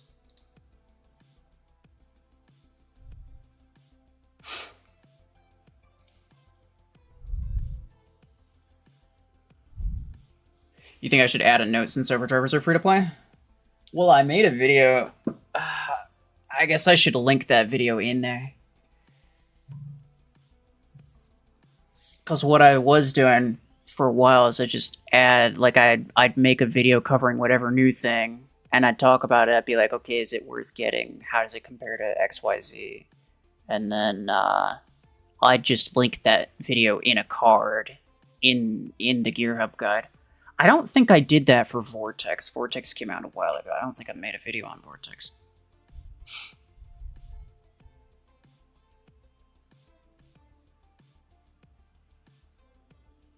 100% spider turret damage modifier? You're gonna need like 500% for it to even maybe kill something. Was hoping to get Diesel. Yeah, same, dude. Same, dude. I needed to get a better missile pilot, and this was my freaking chance. Stormwreck 8s would have been nice. I probably wouldn't have used them, really, but it still would have been nice. Legendary Barrage pilot. I mean, I'm using Barrage right now. Well, Not in this hangar, just because this is a new thing that I got recently, so. But it's a thing that I commonly use, right? I have pod guns. So. Would have been great. Would have been great, but alas and alack. But I don't know. Maybe I get it anyway. Who knows, right? Who knows? I already have pod gun 8, so I don't know. Any free-to-play player in Tier 8? I know a few of them exist, but not many.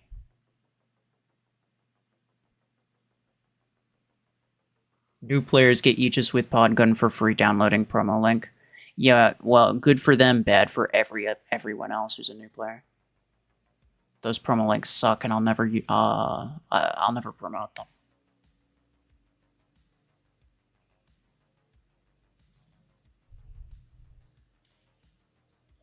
I think those promo links are as much of a problem. I think those promo links cause as much harm as pay to win does to a large extent. Tanking is probably worse, but maybe even not that much worse.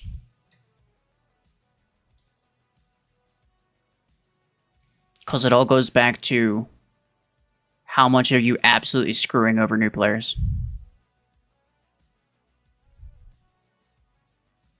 Grinded so much to get Aegis, now they're giving it for free. Well, I don't care if they give it for free. Good on them for giving it for free, but you shouldn't be able to get it that freaking early. You shouldn't be able to get that high of a rank mech that early on. Because you end up fighting people. You end up using, like, there's some links, you get a freaking rank 5 brick house, and you end up using a rank 5 legendary mech against somebody who's, like, barely finished the tutorial battles, and they're still using a freaking Paragon and Lancer and MD. They've got, like, they don't even have a full hangar, and you're absolutely stomping them with a rank 5 legendary mech. I think it's absurd. Those download links actually make me angry.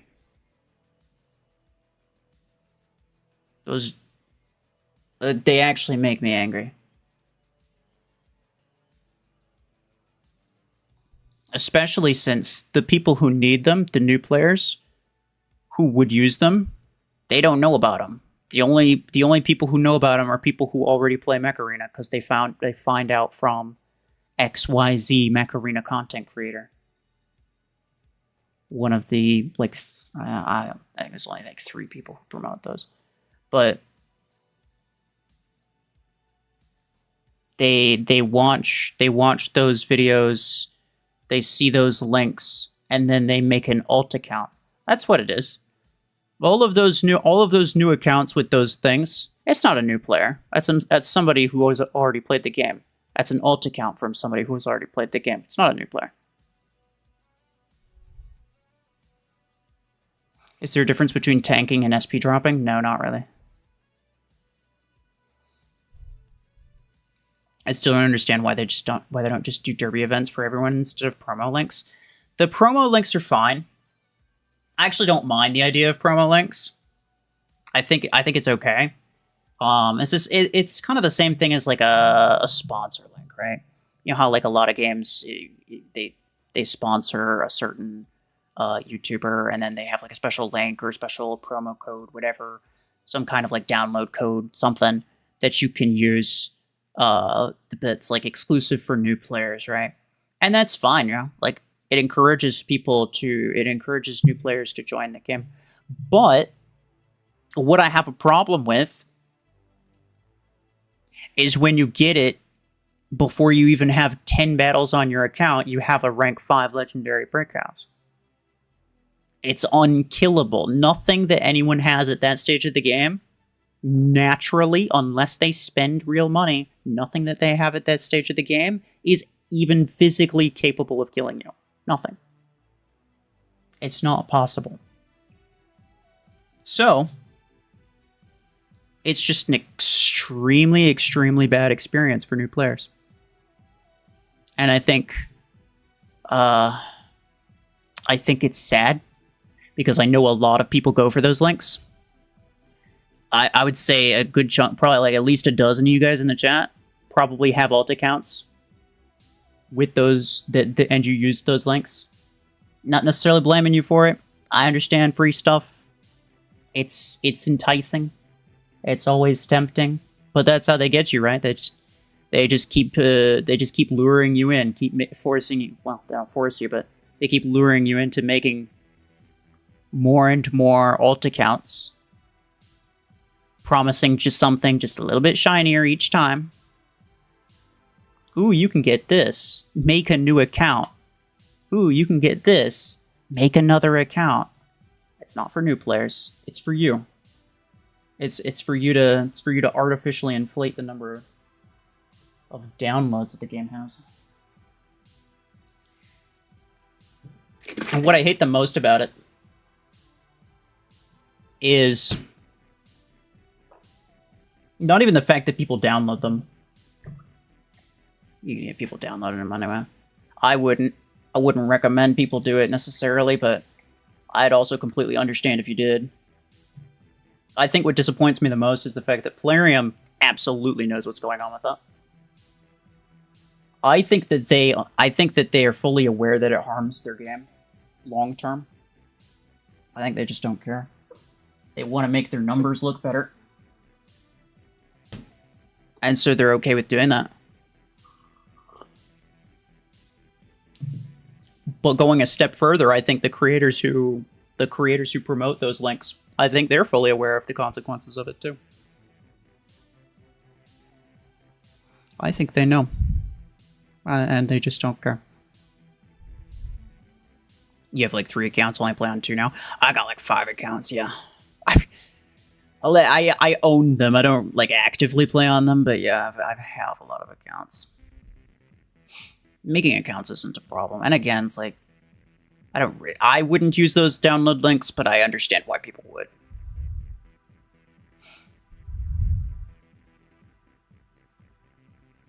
If I ever played Call of Duty, yes.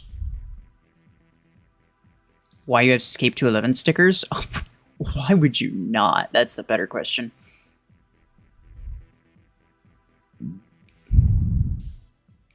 It makes their stats look better. See, a lot of new accounts have been made, but by old existing players. Well, yeah, that's what I'm saying. Yeah, that's exactly what I think is going on. I think that they know that the early game is really bad. Plarium, I mean. And so they doubled down on it, and they're like, okay, let's get certain content creators to push these download links, and we'll get people instead of trying to improve the early game and get new players to stay, they're just going to try to encourage existing players to make alt accounts. Which, I mean, every time you make an alt account, that's one more download that the game has. It's just for the numbers.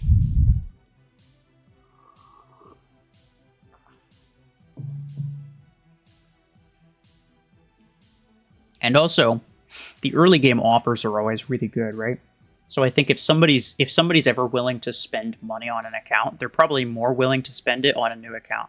They're like, oh, I can get a really large amount of A coins for like $5. Then there's an offer on one of my accounts was 1,000 A coins for $3. That's a good deal, right? Anybody with money would probably buy that. It's not and that's only an offer that comes with new accounts, right? So it just encourages people to make new accounts, spend a little bit, make another new account.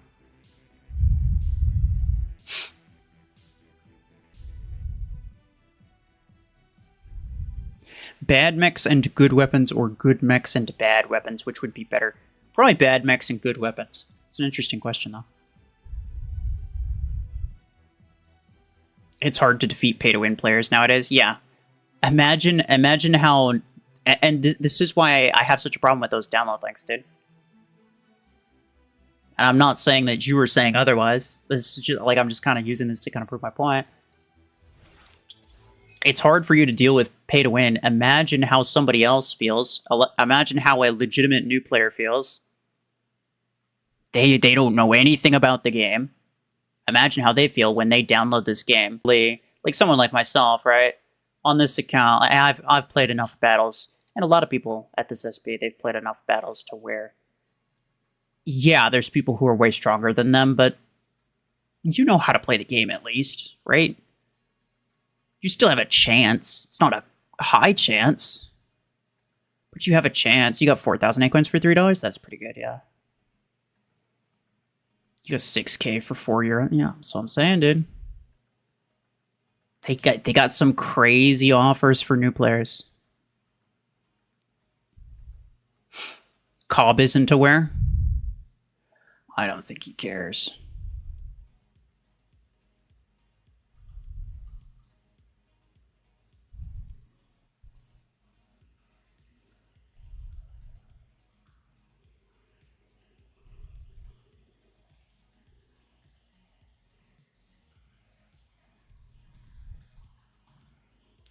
Leia, hello. How are you? How strong is 211? I know he's OP, but how OP? He is 211 strong, yeah.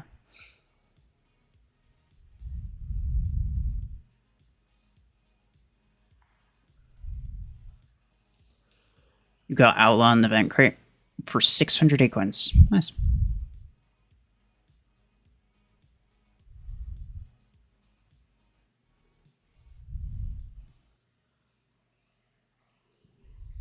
Is it still considered free to play if you buy the battle pass? I don't know.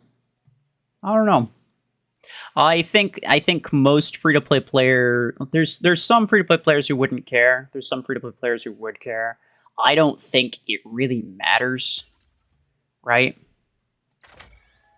Like if there's some group of free to play purists who insist that you should be, you know, thrown out of their group because you spent money, you don't want to be friends with them anyway.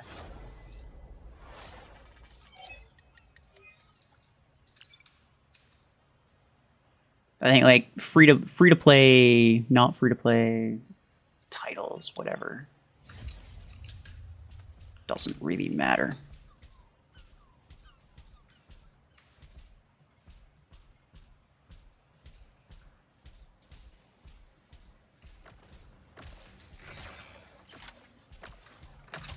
Well, that could be a problem. Okay. You're fine. Hopefully I don't freaking die. Yeah, whatever. Should you spend acorns on that pilot crate? No, you should not. It's going to be real expensive, and you're probably not going to get anything good. You should check the drop rates. Very low.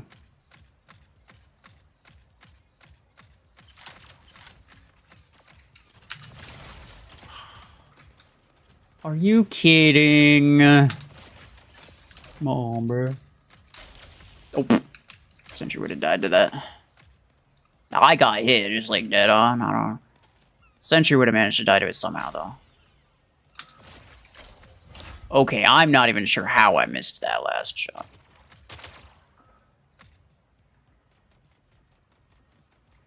Free-to-play purists sounds like Mormons. Yeah. Man, you know what I'm talking about, though, right? The people who are like... It's like a cult. They see anyone with money as the enemy. Demons.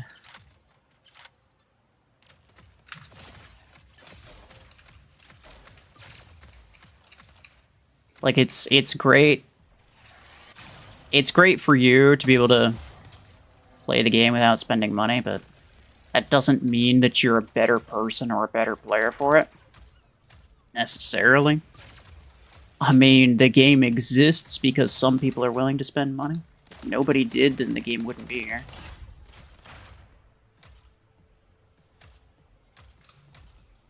So I think taking a harsh stance against any of it is a little harsh.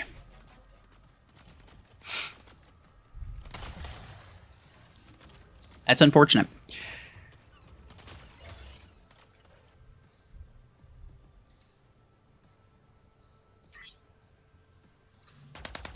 What is... Oh, okay. No, he's fine.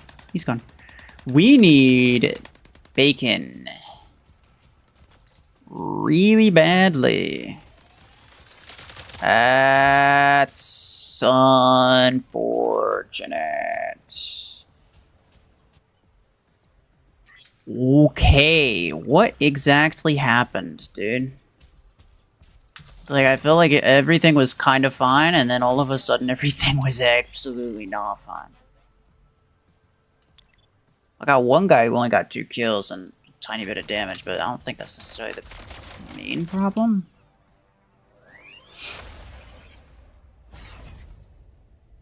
They try to sell new players Torchlight for $2, yeah. Well, they'll try to sell you all kinds of things just to see what you'll take.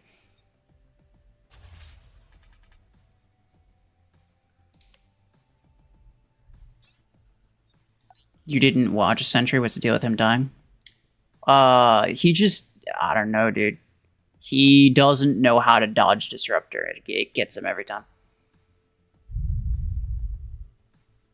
Is it just me or Mech Anniversary was kind of lackluster? It was like that last year, too. In fact, I think last year... I don't even remember what it was last year. That's how nothing of an event it was. That's how nothing of an event it was, dude. I don't even remember what it was. A few people were complaining in game chat for me being pay to win. Because I bought one Deathwalker with my money that I got paid on. I mean, that's what I'm saying, dude. It's like, come on. It's not like... See, that's the thing that I think a lot of... I mean, a lot of free-to-play people are just kids, so they don't really understand. Well, that's the thing that really gets me. It's like, it's not like... oh, you have money, and it was just handed to you for no reason. Like, no. You're grinding on the game to earn in-game resources and buying whatever stuff with it. People with money are grinding in real life, earning their money. You know, they're earning their own money. They get it from somewhere. It's not just like something that was handed to them, probably. And so it's like, it's not... They earned it the same, like, just the same. You know, I think pay to win versus free to play versus pay to win is a topic that can and should be had with any game in terms of like the company and how they balance that. I don't think it's the fault of the players for spending, right? I think if Plarium makes it the game, it's Plarium's fault if the game is too pay to win, right? It's not the paying player's fault. It doesn't make sense. Mech Anniversary is like a 45-year-old celebrating their birthday. That is crazy. Galadosia, hello. How are you?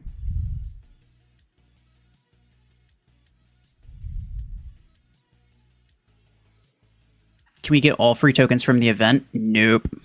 Nope. I asked them. I thought we were going to. But I asked them, they got back to me. We're only going to get 20 out of the 30. Still worth spinning, though. It's still worth spinning, because the compensation isn't going to be very much. I don't know exactly what it's going to be, but there's a very high chance that you'll get more credits by just spinning it anyway.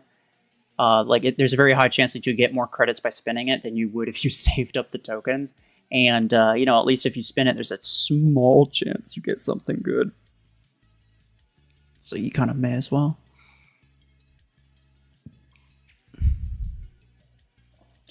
I buy a bunch from items with Google rewards I got and from Google Play Points. I've bought like 3 or 4 different battle passes with Google Play Points, yeah. Every time I make a purchase, obviously not on this account because this is free play account, but on my other account, my main account. Every time I make a purchase, every time I buy something, if it's a battle pass or whatever, every time I buy something, I always log in on my phone first so that I can get the Google Play Points for it. Good tip for you guys. Good tip. But yeah, honestly, the only reason that I would personally strictly avoid spending any money is because I don't want to progress too quickly, because this game gets hella freaking boring after like 4,000 or 5,000 SP, dude. There's no players. Like on my main account's like I'm like 16,000 SP. Obviously, it's really high SP. Not very many people make it that far. there's basically nobody's like all bots every match, dude. And then if I do run into somebody, it's just somebody using the same cookie cutter meta hanger as, you know, as everybody else does at that SP. So it's like, it's really freaking boring. And that's the main reason that I don't really play on that account. It's not that I necessarily have anything against using those exclusive, like, paid-only items or whatever. It's mostly just because it's so freaking boring.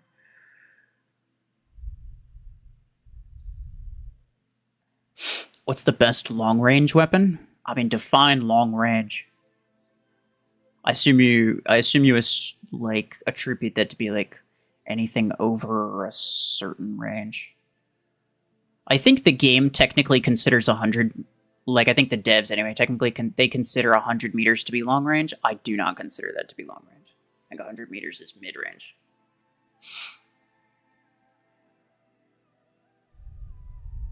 You don't like SP dropping pay to win? But you don't have a beef against pay to win. Well, then you have a beef against SP dropping. Anyone can SP drop. Free-to-play people do it all the time. What am I drinking? It's just iced coffee. You got to stream again? Hey, let's go. Game has a lot of potential, but they keep fumbling the bag. Yeah, I kind of agree with that. Well, I think, and I've mentioned this the last, like, 2 streams. I think it's, like, the main... And they've been making good progress with certain things, right? The repricing, fantastic, right? They changed the pilots and implants system a while back. Really nice system now. It's really easy to get implants and stuff. But I think the thing that they've been avoiding, the thing that they haven't been addressing, is the main thing that's causing problems. And that's like the tanking and the tanking issue and the kind of pretty egregious pay-to-win issue in the early game, right? See, like at this stage of the game, people can buy whatever they want, and matches can be relatively fair. I mean, every match that I play is against somebody with some legendary mech. Like, almost everyone that I play against on this account has something that they bought. At least one thing. So it's not a matter of, oh, they spent money, therefore I lose. But it's a matter of, like, if you're able to buy a rank 3... If you're able to buy a rank 3 legendary mech before you even unlock tier 3 to buy a rank 3 rare mech, like, that's a little bit excessive. And that's where I think the problem comes in. Especially since the game is willing to match you up against each other. That one account that I had... I made a video. that one where I made the video on Outlaw, because I got that rank 4 Outlaw from the Crate Rush. I spun it and I got it. I think second try, something like that. First try, maybe. I don't remember. But yeah, that account, I recall specifically. That account, I think I was in tier 3. I had Ares. MD slingshot. I had just gotten into tier 3, and I fought some dude with freaking death. I fought multiple people with like rank 3, rank 4 Deathwalkers. And it's like, what the heck am I supposed to do with that? You know, what the heck is anybody supposed to do with that? I did end up winning, in all fairness, because the guy was not very smart. He had long arm 8s on it, but you know, still, your average player, what are they going to do against that?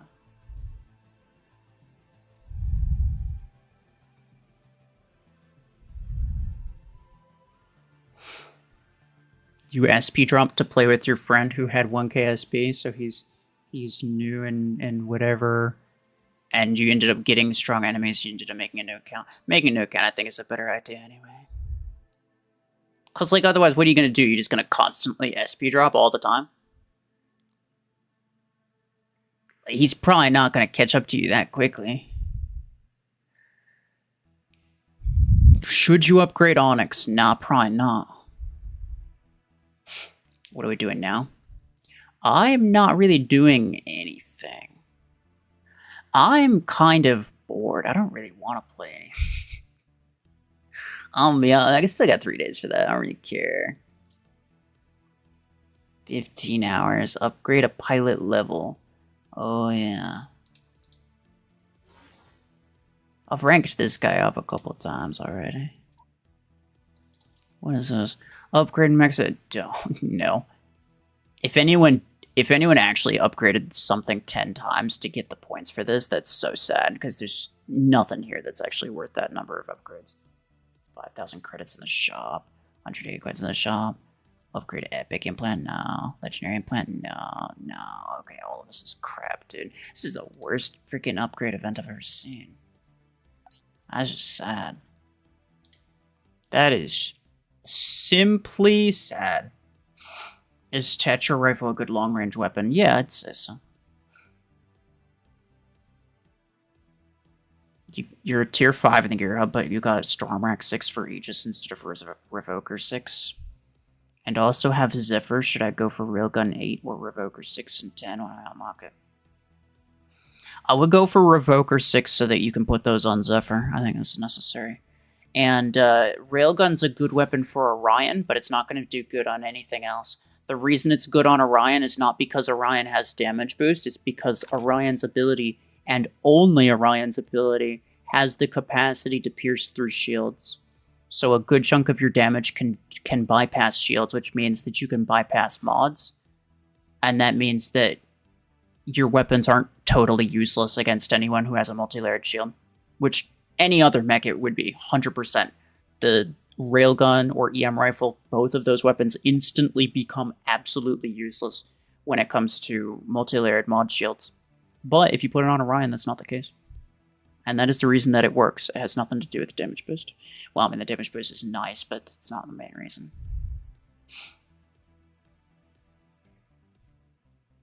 Stormrack shield damage implant any good? No.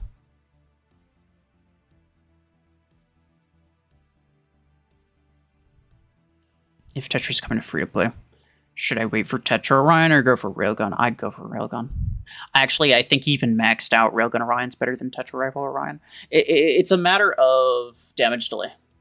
It's a matter of damage delay. For Tetra Rifle, you have to charge up your first 3 shots, or even charge up at least 2 shots to get decent damage on your last shot. And your fire rate is 1 shot per second. That means that guaranteed, when you start firing, you are guaranteed to have to wait at least 3 seconds for your first 3 shots to fire before you have any decent damage output. And it's part of the reason why like pod gun is not as good as railgun, because railgun just deals instant damage. Something like Orion that's really, really fragile, it really can't afford to take damage. Weapons with damage delay end up usually causing you to take some amount of damage. But also just, you know, the benefit of having crazy damage output and shield piercing and all that stuff. You know, the benefit of that is that you can get kills really quickly. So it's kind of counterintuitive to use weapons with effective damage delays.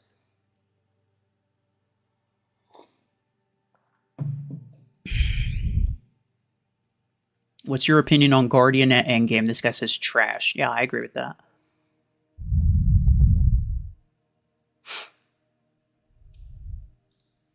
You should do a stream reviewing hangers. Yeah, I did that one time, but everybody left the stream. Nobody watched it.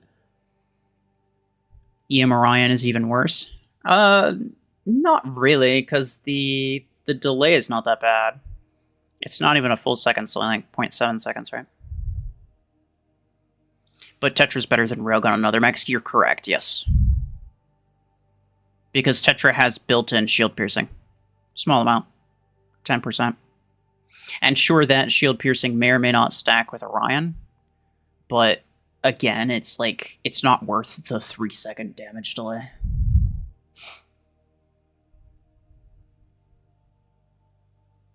Is shield pierce worth 608 coins on Orion? Yeah, probably. It's effectively like, so think of it this way. Think of it this way. It just straight up increases the amount of damage that you deal through shields. So if you have the implant maxed out, that's 40% more damage done through shield, which is more than if you had a maxed out railgun damage implant, right? So it's actually more effective. It is a really effective, essentially, damage implant, legendary damage implant. but it's only effective if you're hitting somebody with a shield. So it's a matter of like how often do you use Orion against shielded enemies? If it's fairly often, like me and my SP, most of my enemies have mods. Honestly, most of my player enemies, not bots, but the player enemies, most of them have mod shields, and so most people I end up having to utilize shield pierce to some extent. And so getting that implant would actually be really, really good for me. And I will probably get it at some point, but I'm not sure when. 15% shield piercing on Tetra Rifle? Isn't it 10%? I'm pretty sure it's only 10.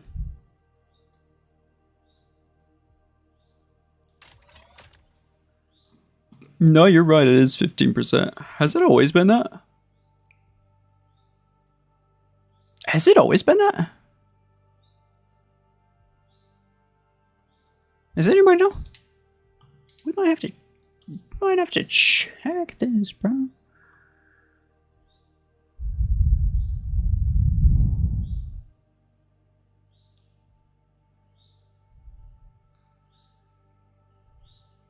Is Orion good end game? It can be decent, yeah.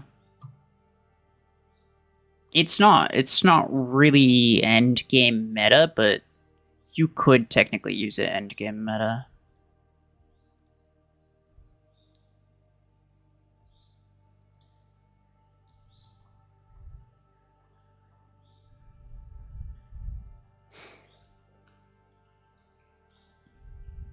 Finish your second masters, and you're treating yourself to good food. Damn, bro. Very good. Very cool. Very cool, as you should. You also need to hit shots consistently with Tetra Orion to have max damage on the last shot. That's another point, yeah. It's kind of like Graviton Beam, where it's like you have to keep consistent fire on somebody for a certain amount of time in order to deal like actual decent damage. And that's, yeah, it's not great with Graviton. Do I still do Tourney on free play? No, not really. Is Vortex good end game? Not really, no. Vortex hasn't been used in a meta scenario, in like the meta scene, in a very long time. If you're talking about, I'm gonna search Tetra. I'm gonna search this. I want to know.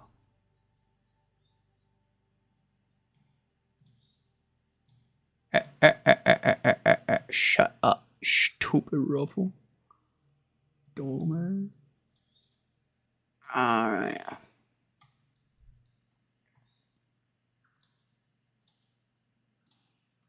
Let's see. You guys probably can't hear it. It doesn't matter. Okay, yeah, shield bypass 15%. Damn, okay, so it's always been like that. I thought it was 10%. Oh, because I'm thinking of Disruptor. Disruptor's 10%. That's what I think.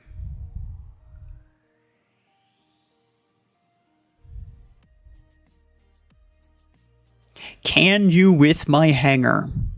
My ID is whatever the heck number. I don't even know what you want. That's... What?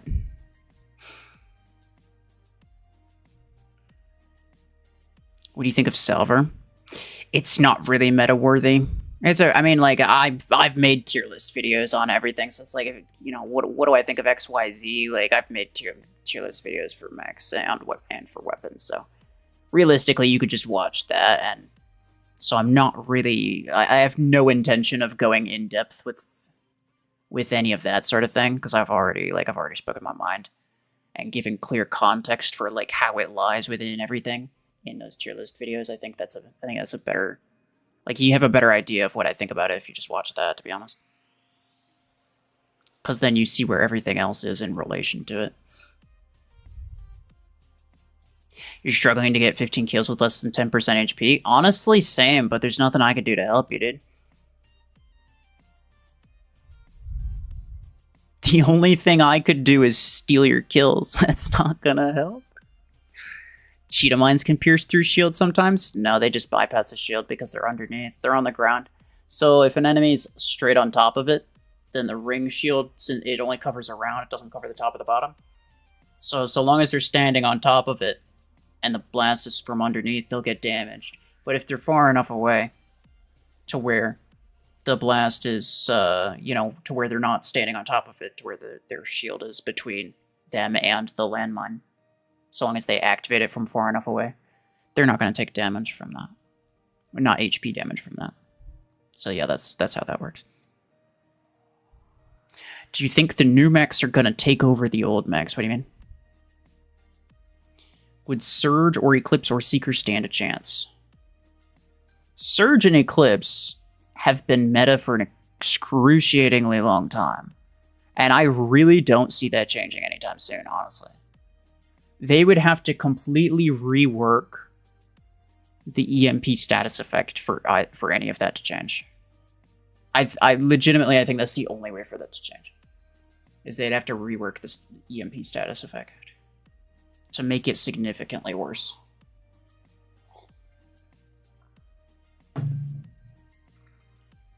EMP is a large part of what makes Eclipse good, because it doesn't get affected, and it's obviously what makes Surge good. So, yeah. Did you do the task to cap 3 beacons? Yes, I did. It only took me like 2 or 3 tries. Wasn't that hard. Just use Panther or Aegis. You want a shielded mech. Don't try to go with something fast. Just play it slow and steady, slow and careful. That's what you want. And it's actually not even. It's especially. Oh, I was gonna say with the cooldown modifier, but we don't have a cooldown modifier anymore. Would have been easy with the cooldown modifier. I think that was yesterday.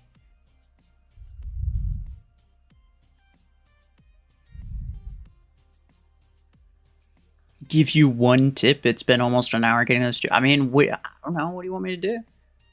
I haven't finished it either. I don't know what to tell you. I mean, the only thing I could say is like, use a shielded mech. Same as like I said with the take no damage task. It's a matter of like you want to purposely take some amount of damage, probably from a sustained fire weapon, ideally from a bot with like stasis beam or something that deals really low amounts of damage over a long period of time. Then you can choose very carefully when you cut off their damage. You can just choose to, wait and then throw your ability out with like Panther or Aegis. And then all of a sudden, you're good. I'm going to time you out for 24 hours. So bye-bye.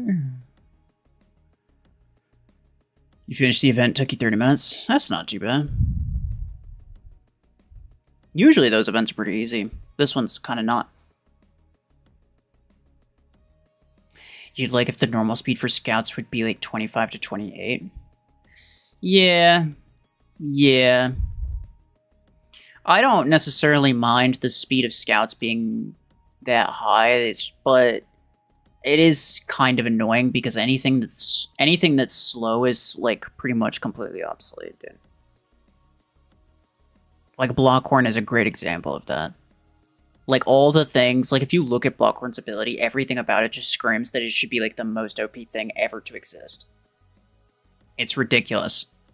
32 energy capacity. Really high HP. Has a damage boost ability. With the shield. That blocks status effects. That's a really important thing, right? Blocks status effects. And it physically blocks enemies, so it can also counter like a nomad trying to dash in on you. And it has really high... The shield itself is pretty darn high HP. Very durable shield.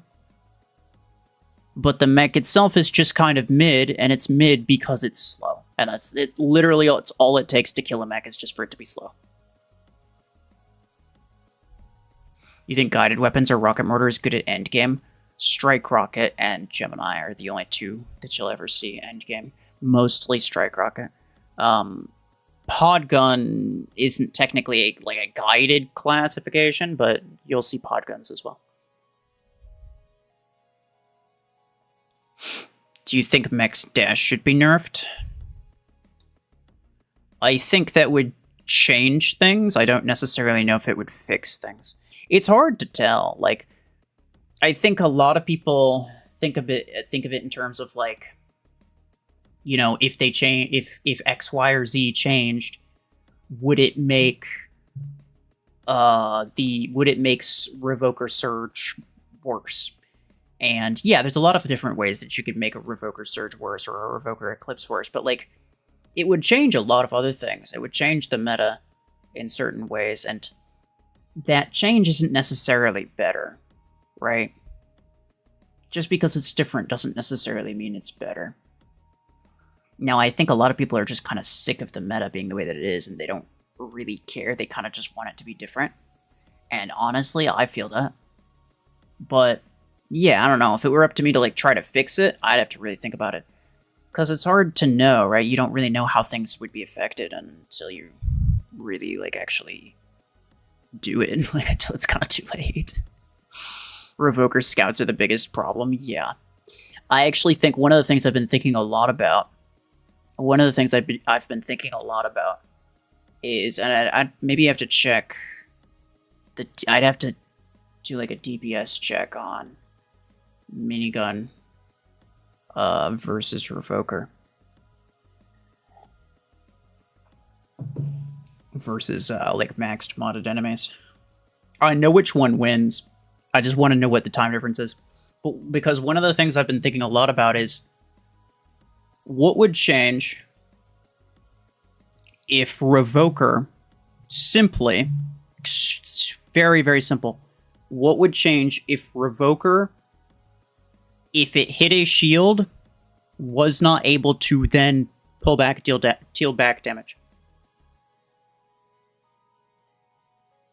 So normally, you hit HP, you hit raw HP, you deal damage from the front, you deal damage from the back.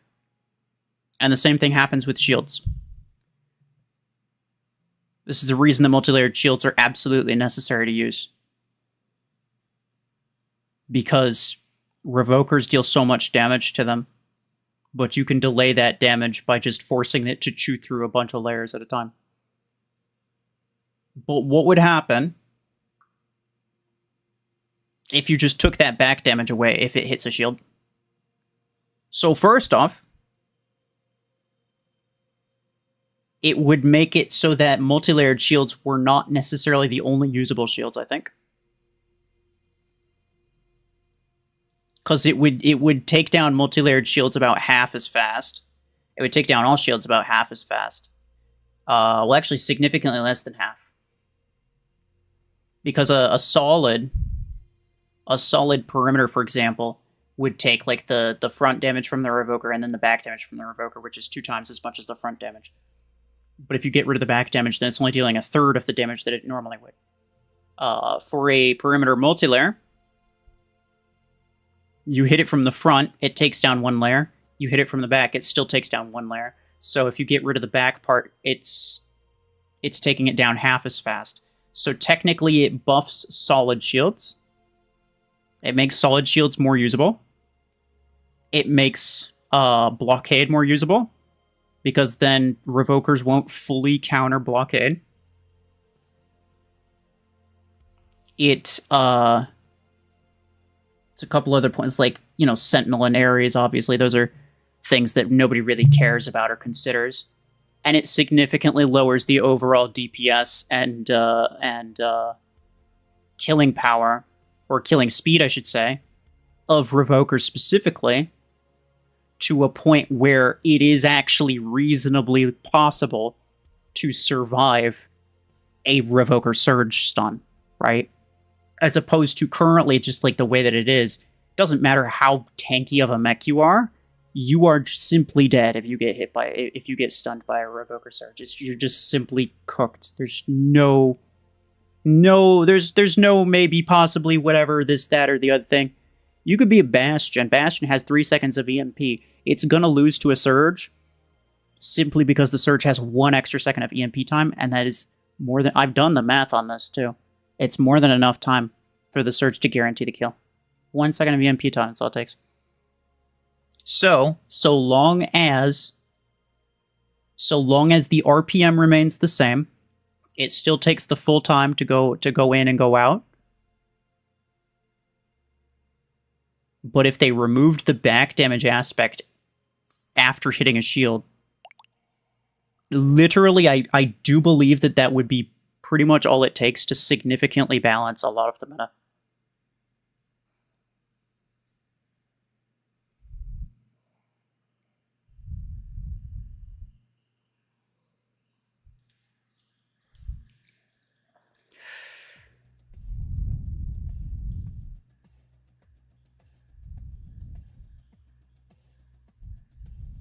So, you know, I'm gonna put you in timeout for 30 minutes. No, being more excessive and spamming it a lot it makes me less likely to want to help you. Anyway, yeah, it was a bit of a tangent. I think nobody in chat actually cares about what I was saying, but I don't know. It's a thing that I've been thinking about, and I'm dead serious. I actually think that it could be like a legitimate solution to most of the problems that exist.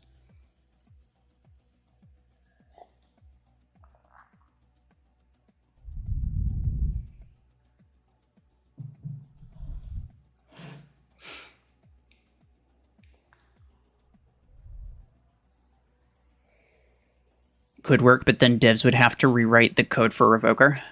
Well, yeah. Them changing anything means at least 17 new bugs, right?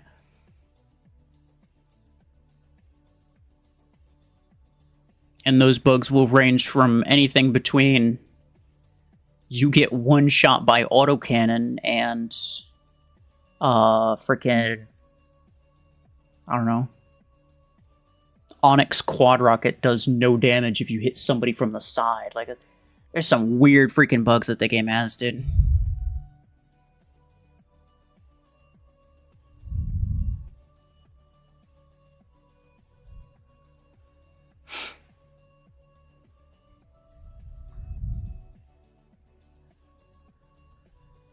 And probably also make Revoker not have such long range. That too. But then again, like the longer you're shooting at, the longer it takes for you to kill stuff. I think, like, you know, if you're still hitting like a modded enemy, so long as there's no back damage involved, it would take a pretty darn long time for a Revoker to get through a multi-layered shield, especially at range. I do think the range is kind of an issue at the moment, but I think most of the reason is just because even at longer ranges, Revoker just deals so much damage and gets through those multi-layered shields so quickly. Use Pokey and I'll donate a membership. Alright, fine. What do you want me to use it with? Graviton. I could use Viper, it still has a 50% damage modifier. Revoker needs a nerf so much, yeah, but I don't want it to be nerfed so badly, because we've seen the nerfs that they've done before, at least the last two. The one to Disc Launcher was just sad. Like, I hated Disc Launcher, but even still, it did not deserve that big of a nerf. Haha, I didn't use it, I'm just gonna not use it now, it's too late. No takesies backsies, knockout.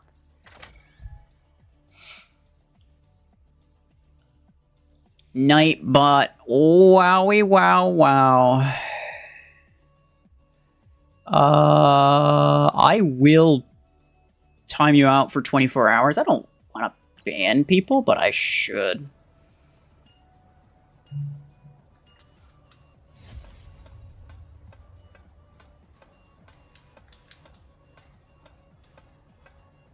What if they removed back damage, but it pulls the mech a bit closer? I don't know. I think that would change that would like fundamentally change the way that it works, and I don't think it would change it in a way that I could realistically predict what the results would be. It's a possible change, but I think it's a dangerous change because you really don't know what would result from a change like that. Like, there's really no way to tell.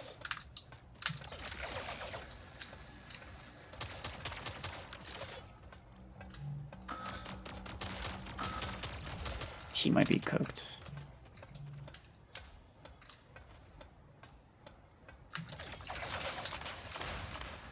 Really? No damage on him? Fine.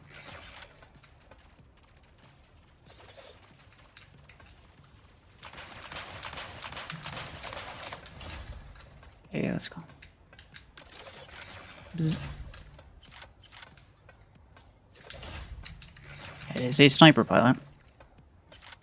A little bit dangerous. Oh. Hi.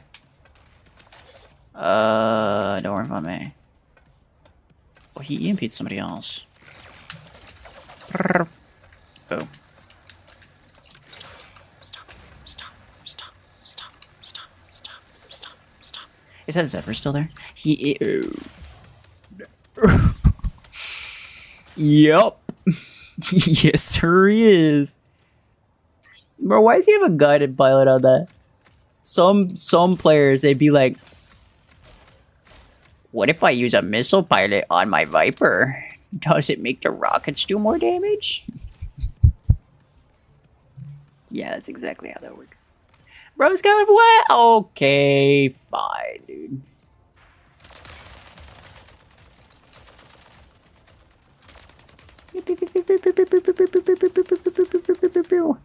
De la Sombre. Yeah. That's what I freaking thought. Hi. Now I've been kind of oblivious today.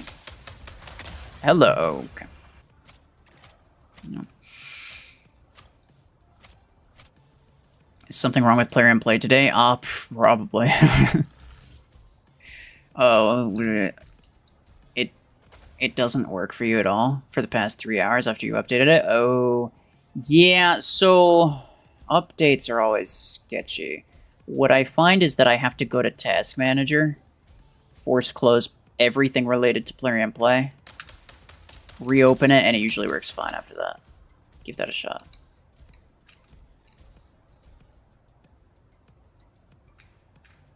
As a Snollus.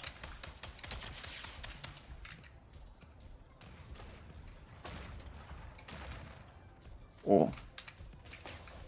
That's not good. That's not good. That's not good. I should have reloaded. I should have reloaded. I'd be in a much better spot right now if I... Oh. Wait, he did. I think. So am I.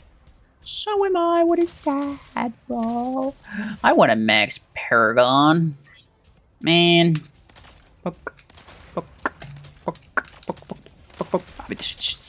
Brother, you're not gonna kill me with that. We are fine. Where is that Seeker, though? I want him to try me, dude. I want it. Oh, no, not that. This. See? Hugs. This guy, though.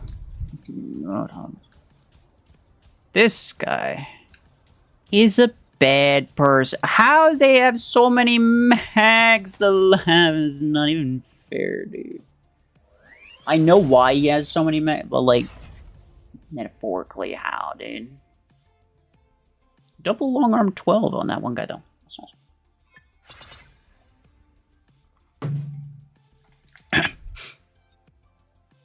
I swear I'm gonna max Paragon and use double Helix 16 just to prove it's bad. At this SP though, bro, Helix Rack is actually... It's like a truck, and people don't really have good, especially canopy shields. So you can mess some people up with them. If ever there was a time to do it, it would be pretty early on, right around this SP. So, I don't know, man.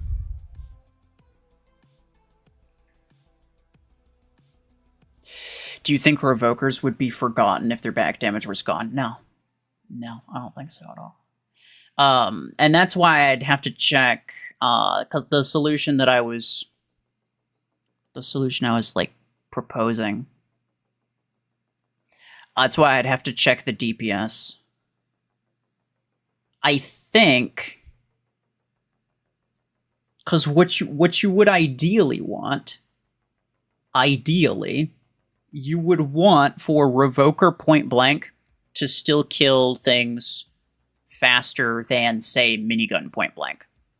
Because Revoker is a close quarters weapon. It should deal better damage inside of that close range. It just shouldn't deal 5 times the damage of everything else, right? That's the problem. It's not the fact that it deals more, it's the fact that it deals many, many, many times more.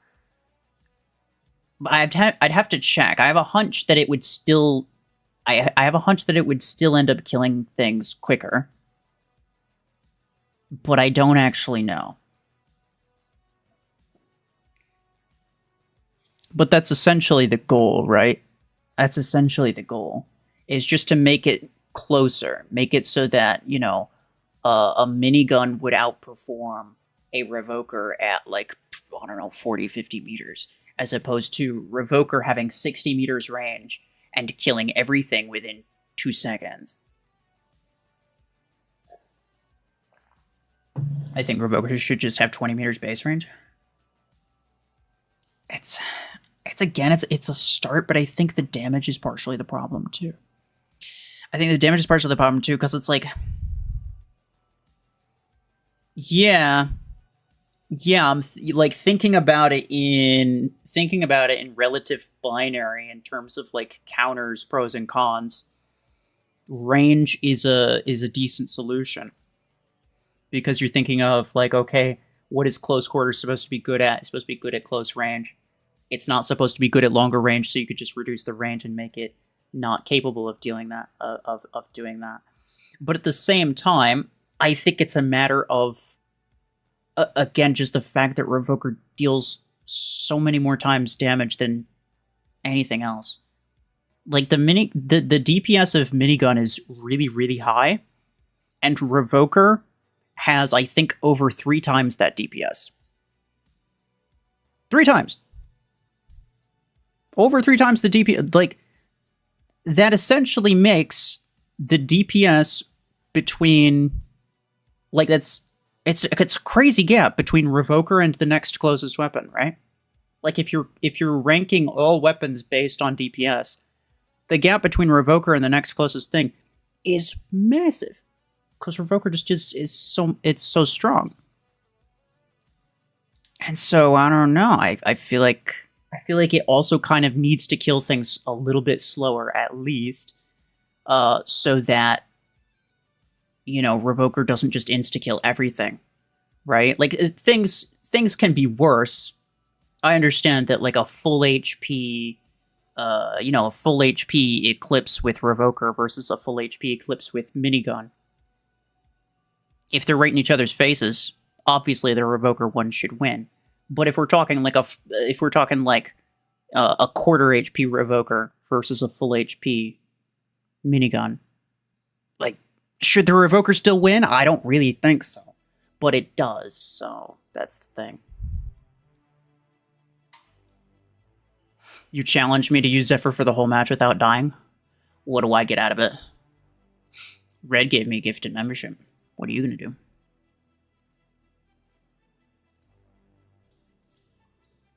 I cannot be bothered with spammers right now. If you're thinking of spamming, just keep in mind I'm issuing 24-hour timeouts, which means you can't say anything for the rest of the stream. You get aura if you do. Oh, okay. Any suggestions for the less than 10% kill? No, I mean, I haven't finished it either, so... you just gotta keep trying. try to purposely take damage from something that deals slow damage, like a bot with stasis beam or something. Then you can just like purposely take a bit of damage and then hide behind a corner before it fully kills you. And then just use like a shield ability to keep yourself alive, get as many kills as possible. Just keep doing that over and over again until you finish it, I guess. You don't think the challenge can be completed? I mean, obviously it can. It's just a matter of difficulty. You got over 3 days to do it. I think I'll be fine to do it.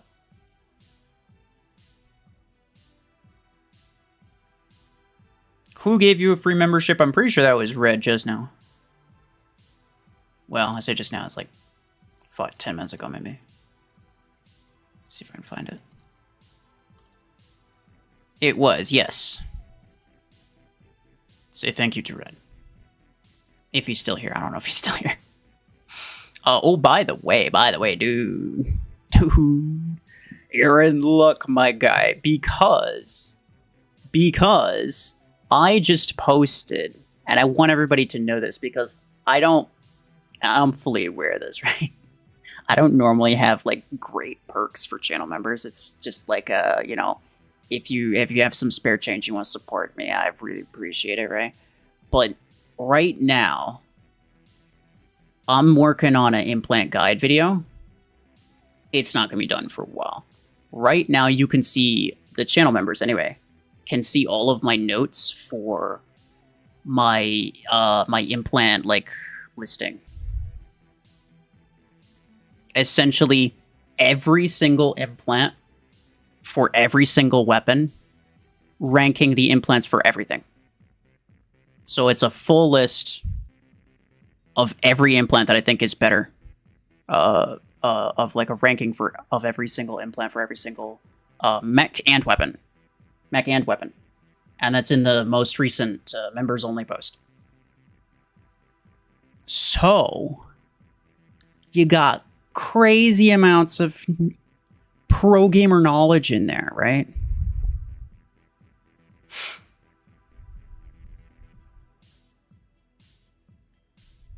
Should you upgrade your Mimicker? Probably not. I mean, in terms of meta, if you just like it, you want to have fun with it, go ahead.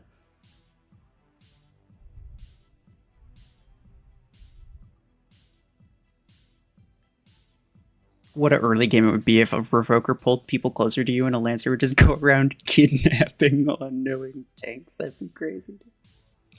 It would be funny. It would be funny, but I couldn't, like, I couldn't unironically, like, actually advocate for that because I actually have no idea what the impact on the meta would be. I think it would potentially make fast mechs even stronger.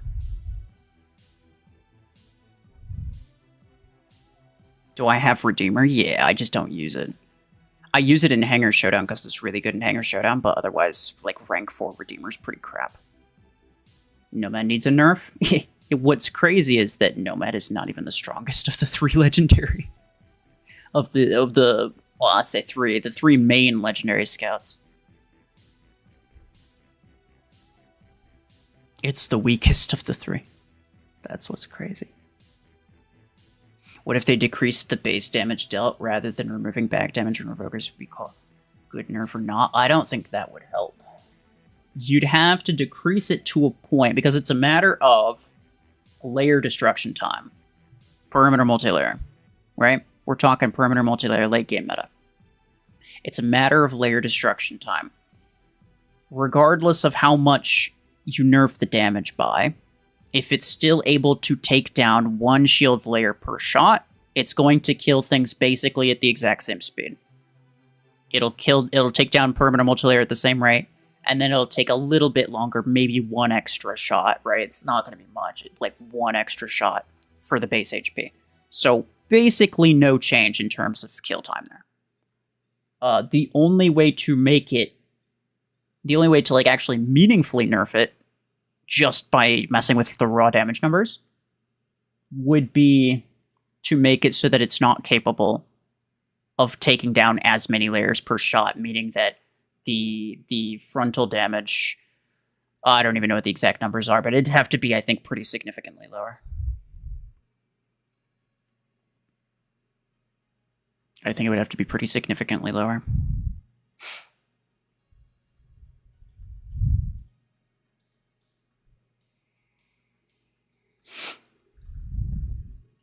You use a Max Lancer on your low SP variant, and it seriously messes up matchmaking by having a max mech regardless of rarity. That ain't right. Well, that's not true. No, I think the game realizes that you're trying to tank, because I have a Max Lancer and I'm fine. If the game thinks that you're trying to tank, because you have a much higher SP hanger, it's gonna it's gonna be pretty nasty about that. The it's actually, honestly, it's pretty good with like CPC specifically. It's still pretty bad in like 5v5 and free for all, especially, I think. But CPC, honestly, I haven't really had many issues with people tanking. Like, certainly there's some, but like it's people have to go pretty crazy with it. They have to go pretty far with it. So I don't know. But no, I mean, obviously you gotta make sure that you're balancing your hanger well if you want to make sure that you get balanced enemies. The items I use are within the tier of the mech. Well, I mean, if the game thinks that you're tanking, whatever reason that the game would think that you're tanking, and by my own definition, I consider tanking as like, you know, even if everything's within a reasonable frame of each other, right? Like, if your normal SP is like 12,000, then if you're using like a 5,000 account or 5,000 hanger, that I kind of consider that tanking. You could call it fair tanking. We could go back and forth on what's considered fair tanking or not. I think there's definitely some ways of tanking that's like not really impactful. It doesn't really mess with matchmaking. It doesn't really cause specific harm. And you could go back and forth on that, but I still kind of consider it tanking, to be honest. Would increasing cooldown be a good balancing for Revoker? I mean, I guess so, but it's just a matter of like how you'd have to fine tune it, right? I don't know.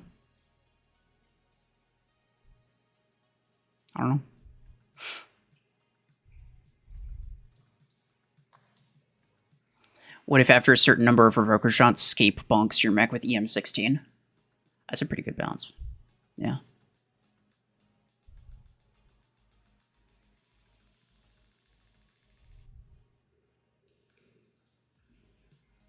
You just bored at max SP. You know, that, yeah, I understand. Yep.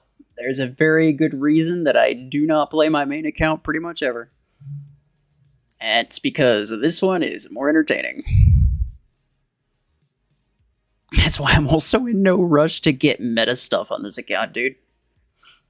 I think people want to watch me progress and get like a late game account because that's what they're working toward. Because a lot of people are like, they're trying to build their hangers and whatever stuff too, and they want me to grow my account along with them. But like, they're freaking building their way into the grave, dude. Late game accounts are so boring.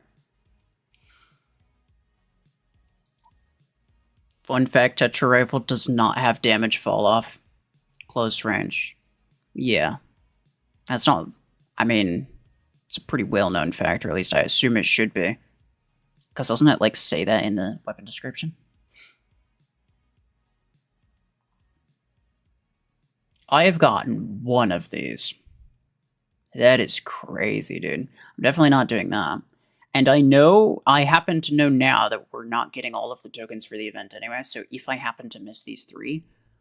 yeah, no tears will be shed. I wouldn't care that much.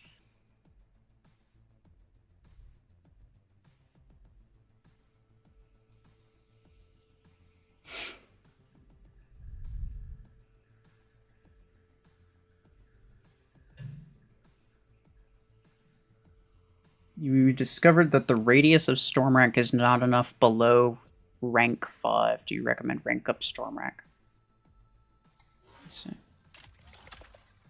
Damage radius 7.5. Damage radius 5. This is exactly why you shouldn't buy low rank weapons. Now maybe you got the storm rank 8s from that Crate Rush event, in which case good for you. But there's a lot of people who buy weapons at rank 3 because it's really cheap. Not a good choice. Not a good choice. Because then you have to rank them up to make them good, and then all of a sudden, oh wow, it's a freaking 10 energy weapon, and you end up phasing it out later anyway. It's such a... you end up dumping so much resources into it, and it's just not worth it. It's not worth it. Low rank weapons are not a good investment.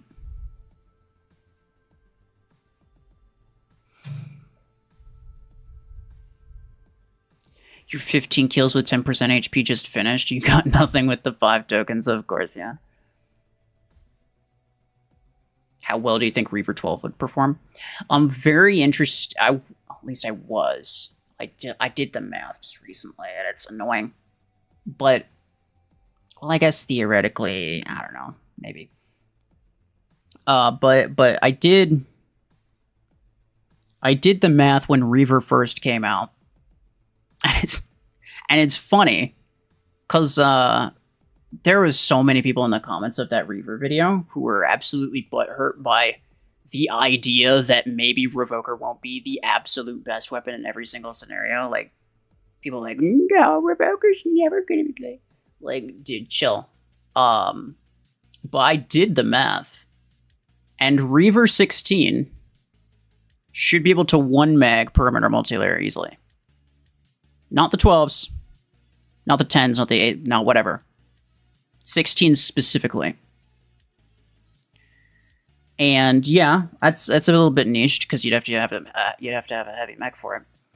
But you can 1 mag a perimeter multilayer. 1.4 second unload time on Reaver.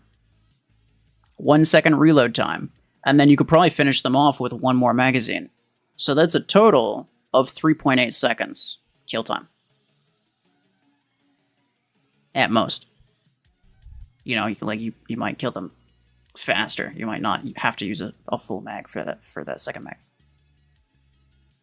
That's pretty darn fast. That's very fast. That's a very fast kill time. Now I checked that with Revoker 12, as per like one of my other videos where I was testing some mods, and it was like what was it? It's like 3.2, 3.3 seconds kill time for Revoker. So it was definitely quicker kill time with Revoker, but that was at like I think 5 meters. Meaning, the further you get away, the further away you are, the closer those numbers would come up.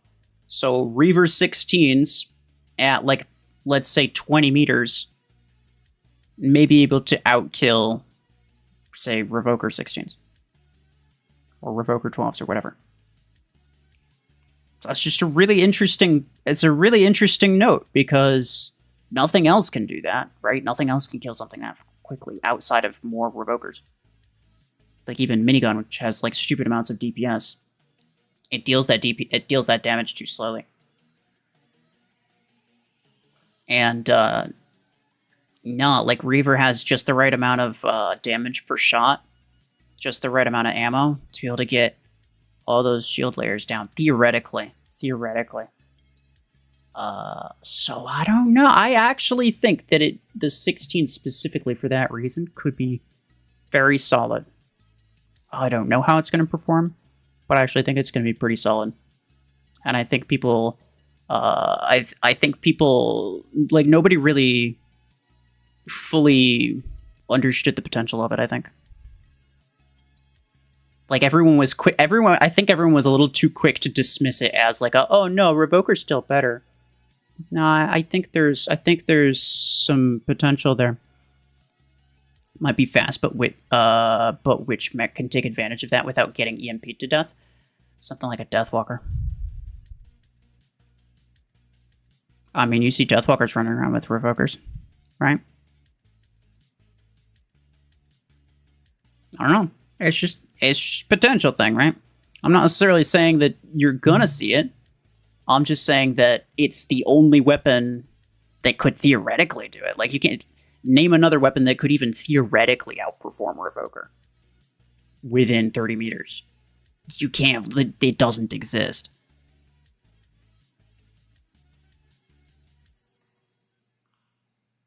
And I'm not saying it's going to be better.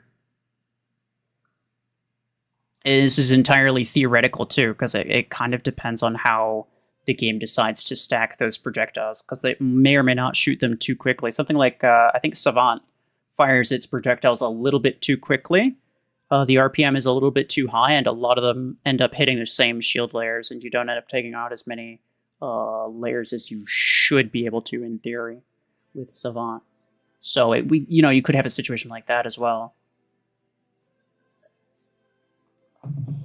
Wouldn't really be surprised. All I'm saying is that I think people were a bit too hasty to dismiss it. I think they were a little bit too hasty to dismiss it. So what I'm hearing is use Deathwalker or Blockhorn with Reaver. I didn't want to say Blockhorn, but it did cross my mind. The idea of that is hilarious. There's almost no way that it works though, right? I want so badly for that to work, but somehow I don't think so. Galvanical will destroy Reaver, no more than it does Revoker.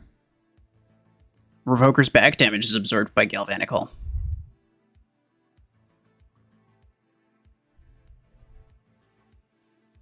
And yeah, maybe.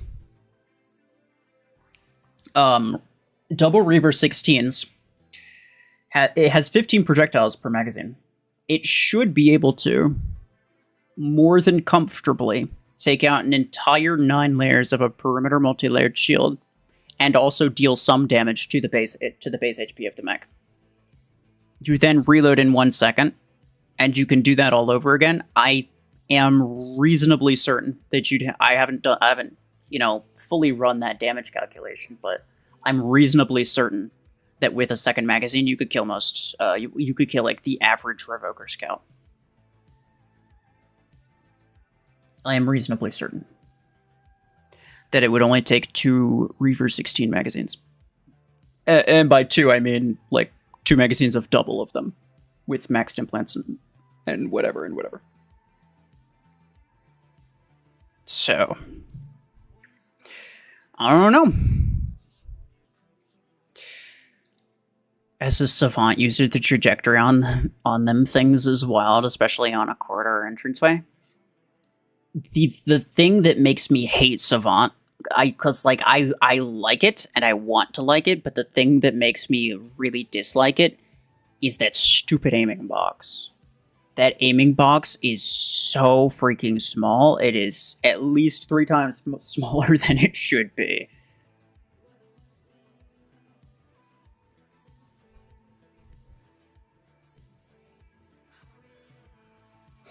You think you'd need 3? If you'd need 3 Reaver magazines, then just GG. There's no chance. It's not even going to be close. Because that's an extra 1 second. As an extra second of reload time. 1 second of reload time is extremely short, but it's more than enough time for a Revoker to kill you. It'll like I said, maxed perimeter multi-layer enemy takes 3 seconds for a Revoker to kill it. 3 seconds. So 1 second of reload time is absolutely brutal. It would be GG. You might be right, but I'm hoping you're not. Oracle, good or bad? I mean, I made it. Again, I made tier list. I made tier list videos for these things, guys.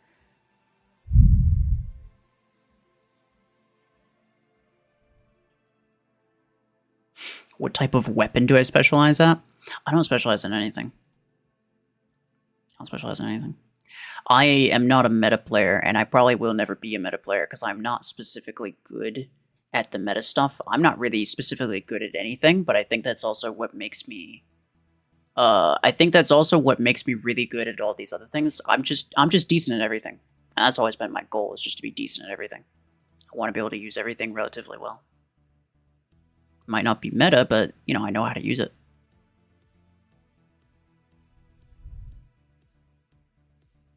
If it didn't send missiles into the ceiling all the time, I'd like it more. Yeah, that's fair too.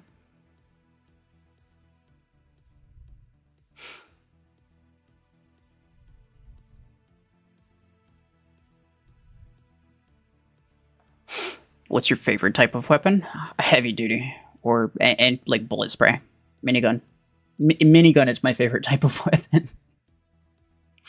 I wish mine were higher rank on this account, bro. Anyway, I am bored and I don't really want to do this anymore. It took me multiple matches to not get anything. So I think I'm gonna stop. Unless somebody has something interesting to say.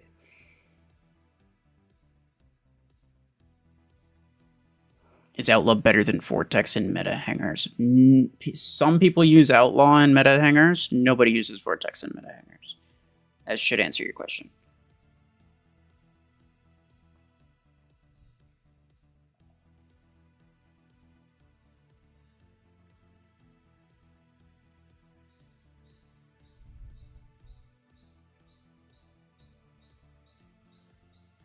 Make a new account with the Aegis with minigun. I will never even indirectly promote those download links. I think they're terrible. Okay, not all of them. The ones that give you rare mechs, I think, are fine. That's not bad. But the ones with epic or the epic or legendary stuff, no. No. I will never directly support those.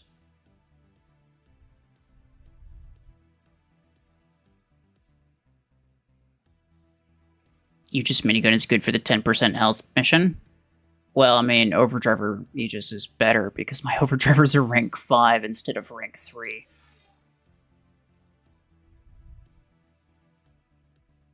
They increased the upgrade price of legendary weapons. I don't think that's true. What is it right now? Because you can verify this, right? 30 cents. I'm pretty sure that's not true.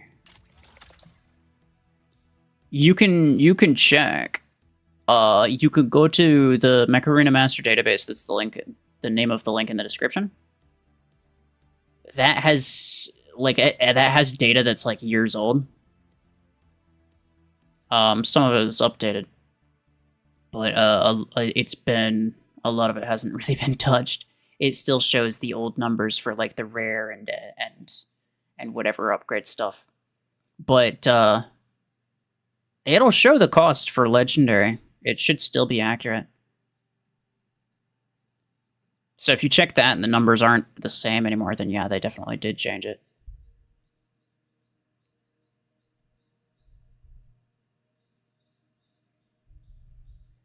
Whose idea was it to lower prices in Gear Hub overall?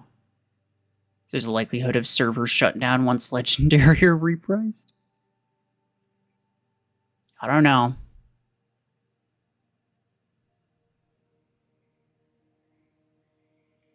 I don't know. I think I think they even mentioned last year, and I'm pretty sure I mentioned it as well. I mentioned that they mentioned that they were potentially, theoretically, going to focus more on like player retention and just like quality of life type of stuff this year, as opposed to last year, which is where they focused a lot on just adding as much stuff as possible. Which they definitely did. They added a lot of stuff. So, yeah, I don't know. I mean, I think it was bound to happen. Like, repricing was bound to happen. I don't think that them making stuff cheaper is necessarily a sign that they're about to go down. If they made it a lot cheaper, then that's definitely a sign that they're desperate, or that they think it might go down. But it might be a sign of the end times, you could say. But nah, I mean, like, if they thought that they were gonna shut down the servers, I don't think they'd bother making stuff cheaper, right? Like, if they were gonna shut down the servers shortly after, they may as well just keep it expensive. You've seen that happen in games before? To you, it seems like planned obsolescence. So, like, you think the game's about to go down? Yeah, maybe. I wouldn't know otherwise. It's not like they'd tell me, dude. They'd be like, hey, yeah, we're planning on shutting down the game. Bro, I'd be up and down the halls with that information if I had it. And if they told me, it's like, oh, it's confidential content creator information. Like, bro, I just leave the program and tell everybody. What are you gonna do? what are you gonna do? Like, kick me from the program? That game's gonna die. And like, whatever.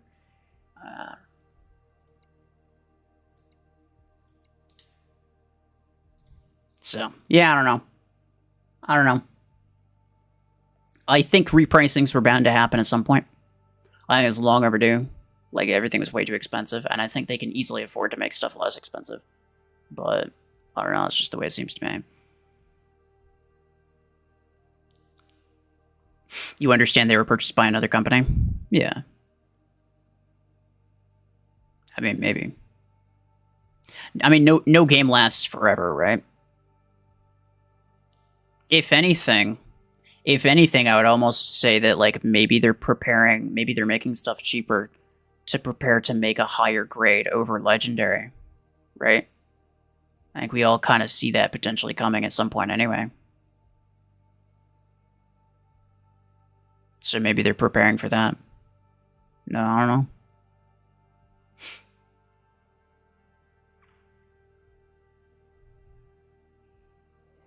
Does Reaver have more damage than Minigun? Sustained damage now has less. But while it's firing, has like better burst damage, right?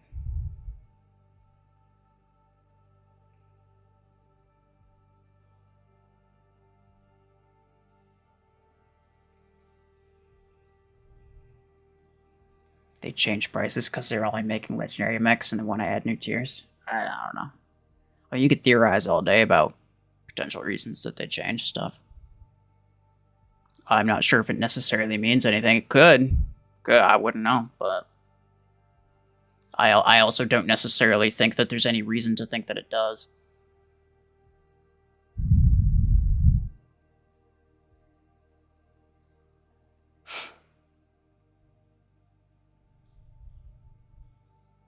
It's not like an everything must go sale. Well, if they were planning on shutting down the game, see, what I would think would happen is they'd purposely release stuff that's just blatantly ridiculously overpowered to try to sell as much of that as they possibly can. That's what I would think had happened, right? Like, if the game's going to shut down anyway, they may as well create something that's just blatantly ridiculous. Make that a major selling point. And then just ride that for as long as they can before everybody eventually just quits the game and then they lose their revenue. Basically what War Robots is doing, dude.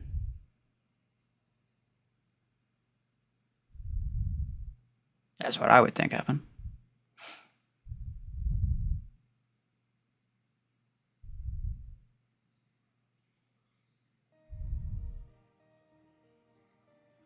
Unrelated topic, why is it so hard to aim with railguns on mobile? You probably have to change some sensitivity settings. I tend to have my sensitivity rather low, especially if you're working with snipers a lot. You probably want your sensitivity a little bit pretty low.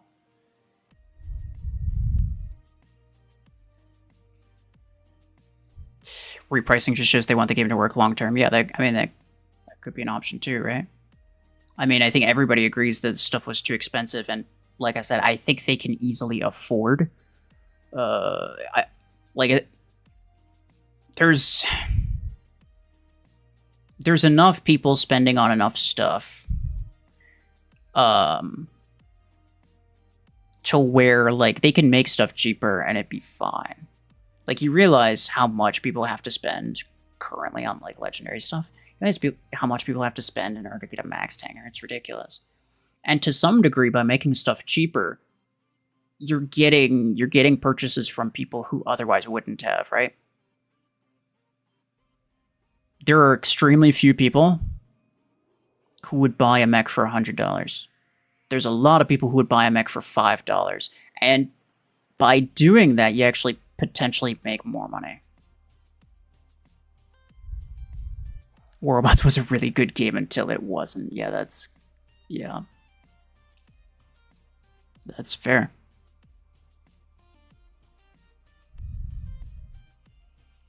What have you decided to do for 20k subs? It's an excellent question. I still haven't fully decided anything, actually. You are correct, though. It is going up. Let me see. What am I at right now?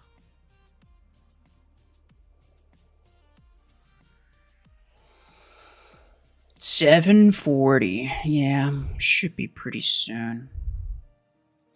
People have been bugging me about the Acorn giveaway, so I might actually just do that on stream right now. I don't see any reason not to.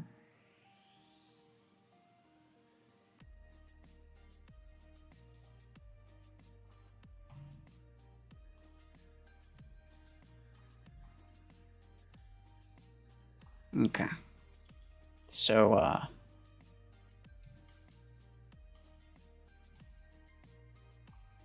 almost meta revival should be the 20k special. So what? One thing actually, it's a good point. I saw somebody else mentioned the dream hangers as well. One thing I've been meaning to like ask, like make a poll, is to ask like what was people's favorite series. There's been on multiple series that like I started and then I kind of never finished it. But I do wonder what people's like favorite running series was.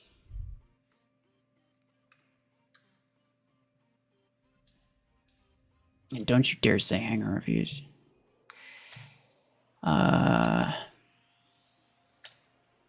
So I got some bot commands on Discord, so I'm just gonna run these now. Collect the IDs from Discord.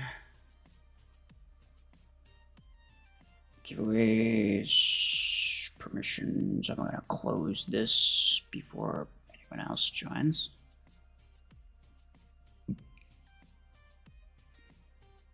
So here is, jeez, that's a lot. 335. Base text, 335 entries on Discord. I don't think there were a ton from YouTube because I didn't really advertise the video as a giveaway video. I wanted to see what would happen if I just kind of let it run naturally.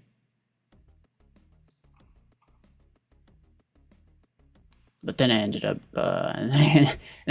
sharing it later anyway because Plarium agreed to double the prize pool. So it's like, yeah, okay, fine. Come on, pause. Copy that link. Close that. Put that there.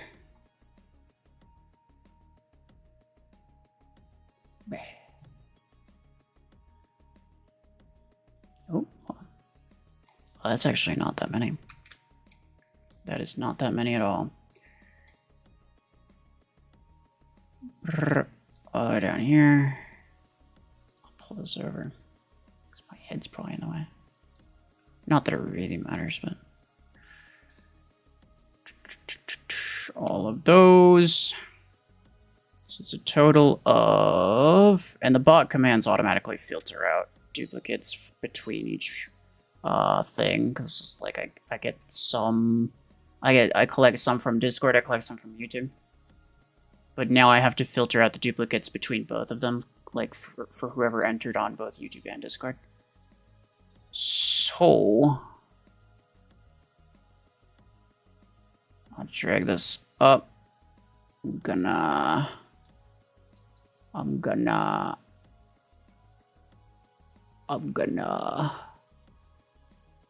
conditional formatting, new rule. Only duplicates, and I'll filter them. Bold and red. Sure. And then for ease of use, I'll just sort them like that. So now I just have to delete one out of all these. There's probably easier ways of doing this. If there is, I don't know what it is, but.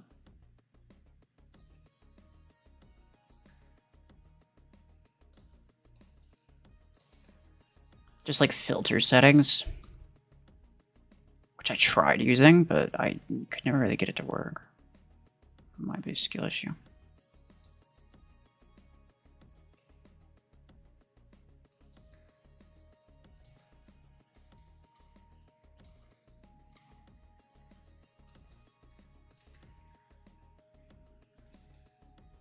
These are not the same.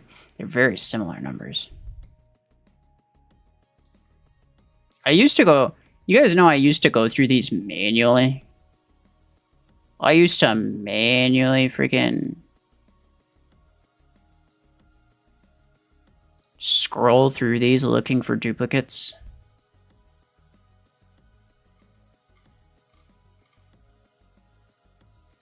Zero out of 10. I would not recommend. Okay, so all of those are gone. And now these are all of the remaining ones. These should all be unique ones. I copy that. I don't care about saving that. You know what? I'm actually going to shrink that just in case I want it later. You still are doing it manually? No, but what I mean is, like, I would like just look through it. Like I wouldn't use Excel. I don't know why I didn't, but I didn't for the longest time.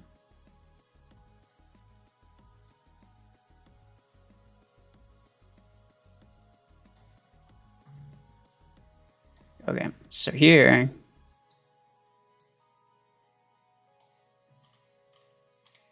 I just delete that. I paste in what I just copied. It's gonna take a second to load. There we go. 478. Okay. And then I can just spin this 20 times. Our results will be here. Very cool. Sounds incredibly painful. Yeah, it was, but it was kind of my own fault. There's no reason not to use Excel. It was just a thing that didn't really cross my mind. I'm not familiar with, like, spreadsheets, like Excel spreadsheets. I'm not really familiar with, or at least I wasn't at the time. I'm relatively familiar with them now, especially after making that upgrade sheet. But yeah, at the time I wasn't really familiar with them, so I wasn't really sure what they were capable of doing. But then I was like, you know what? Probably, like, it's got to have a way to, like, sort through duplicate data entries. And yeah, lo and behold.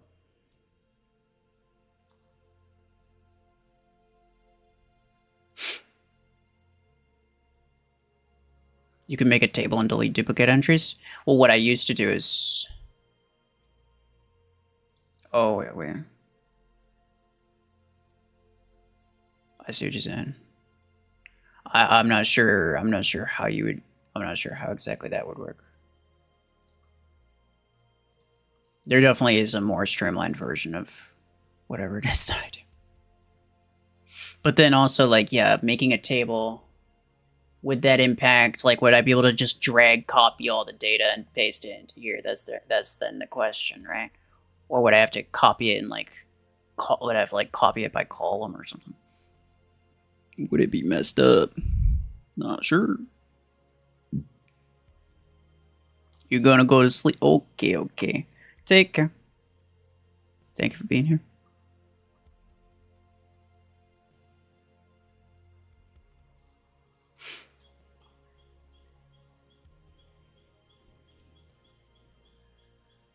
Petition to use a crate rush style system instead of the wheel. Can I even do that? Like, this is the only way that I know of to randomly select, like, 20 people. It's a crate rush, except it's got skewed drop rates.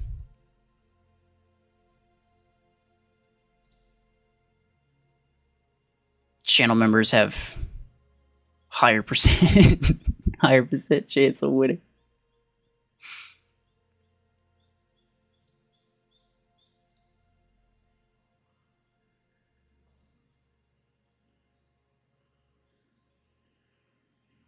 If the entries are less than 500, I think what you're doing shouldn't be that bothersome. Usually, they're actually, because I didn't promote the video very much, or like I didn't like the giveaway aspect of it was not present at all in the title or the thumbnail. And even if you went to watch the video, the giveaway portion was only mentioned at the end. So there's actually a lot of people who, after I talked about it, after I promoted it, there was a lot of people who were like, wait, I don't see a giveaway in this video. It's like, yeah, because you have to watch past the first 30 seconds. But yeah, a lot of people just didn't stick around that long. The last month, I think I had, what was it, like 800 entries, yeah.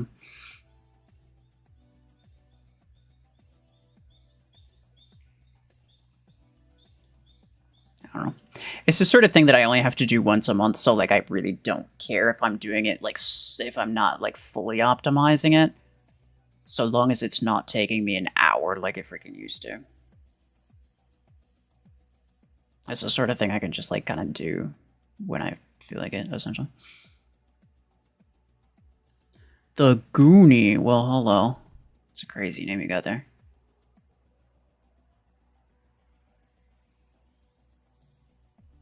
Three more.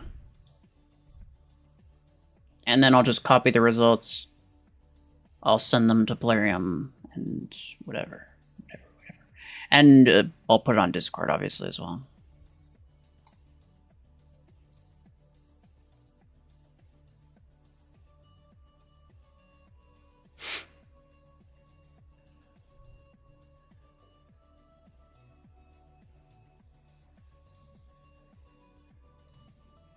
One more.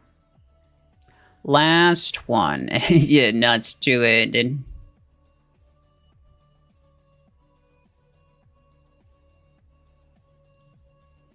you're like 10 minutes too late. Although I mean you can't enter through live chat anyways. Doesn't matter.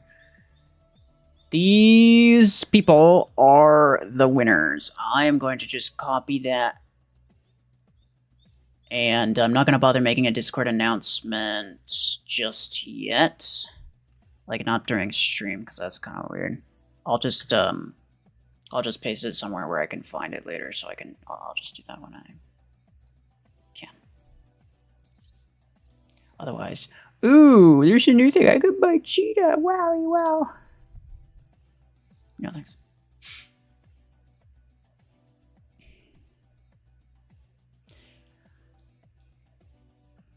Why is that why is it that there is not even a single ID starting from 4? There are, but they're like really old. So like the ID numbers essentially are chronological, right? So I made my account at a certain time and I got this ID. The next person to make their account immediately after mine, instead of a 0 at the end, they just had a 1 at the end, right? It was just 1 higher than mine. So, like, there's a lot of people that exist, but, like,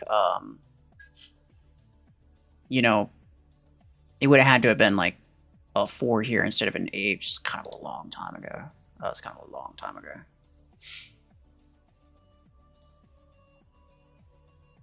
And also, there may have been, hold on. Yeah, I don't know. The IDs that you saw on the wheel and like the list there, they were sorted by number. So yeah, if I scrolled down, I probably would have seen some with a 4.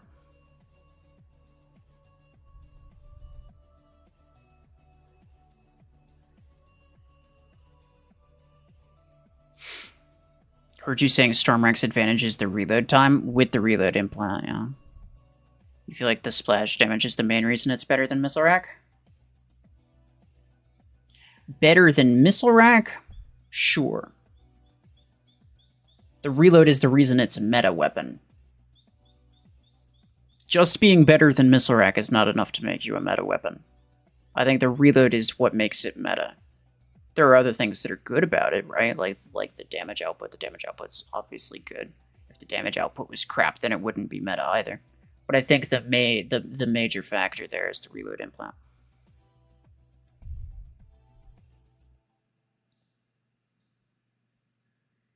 Am I doing hanger reviews? Nah.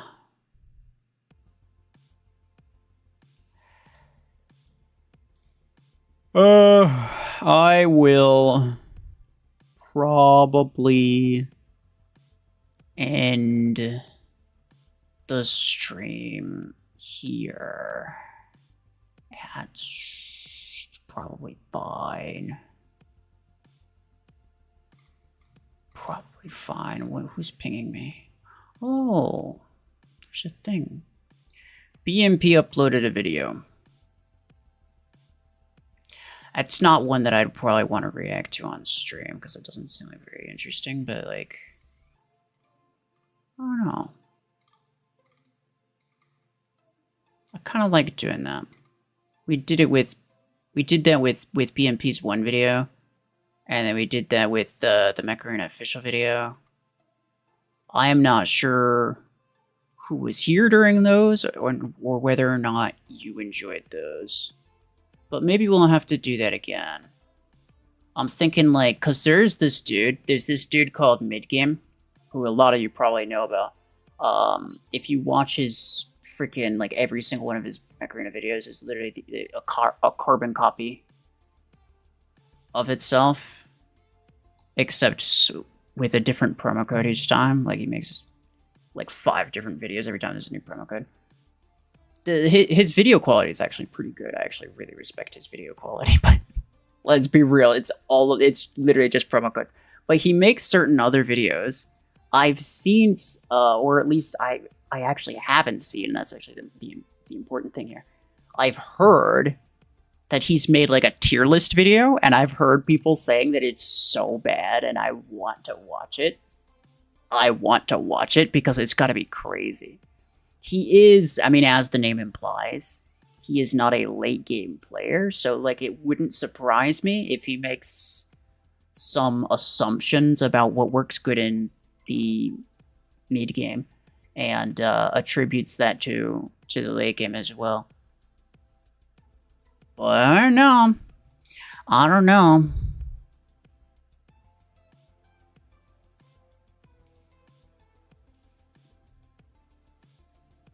Hate watching is low-key fun. Okay, so it wouldn't be hate watching. It wouldn't be. I don't want to like hate watch anybody. But I mean, if I think it's interesting to watch people, and then I can, you know, when I give a take, like when I was watching BMP's video, wasn't hating on his video. I agreed. The majority of it I agreed with, but there are certain points that I want to make. There are certain things that maybe I think he didn't say something that he should have said, like maybe he just left something out, or maybe he, you know, maybe sometimes he even covers it perfectly fine. I just want to, like, you know, add my 2 cents to some degree. But then there's other things that I just straight up disagreed with, right? And that's fine. You know, if he watched one of my videos, there'd be a couple things he disagrees with maybe too, right? But that's, yeah, that's just what it is. You know, you get the perspective of 2 people at the same time.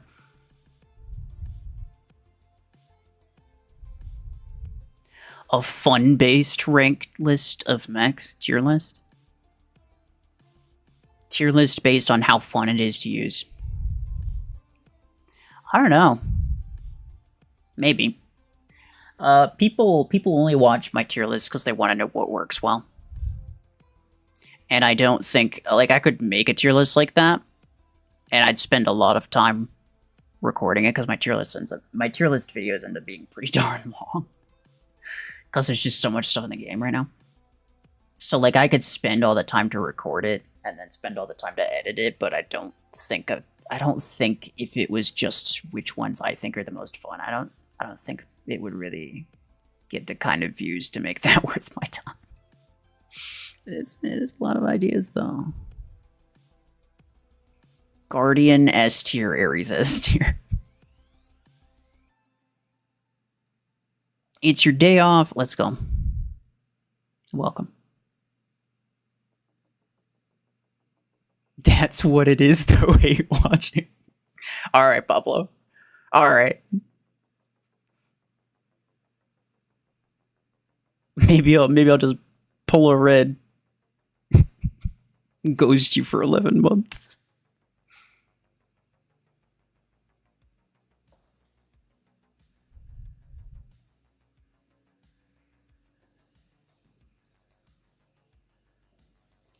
Are epic mechs better value than legendary now since epic value repriced? No. I mean, like, if you want a late game mech, then legendary stuff is the late game stuff, right? You could drop a lot of resources into upgrading and maybe even maxing out some epic stuff, but at the end of the day, it's just simply worse than maxed out legendary stuff. So you'd still have to get the legendary stuff anyway. So as far as I'm concerned, as far as I would say in terms of like what would I say to do differently, I would say don't do anything differently. I would say just get the same stuff that you'd normally get, but now you get to spend less doing it, and now you can get stuff quicker instead of saving up for X amount of time to get Orion. Now you can get both Orion and Panther in the same amount of time, right? Essentially, well, not maybe not Panther, but like you get what I'm saying, right? Like you could get two mechs in the time that it would take to get one normally. So you just get to progress faster. It doesn't necessarily mean that you should buy more stuff or upgrade more stuff. It just means that you just get progress faster. That's all.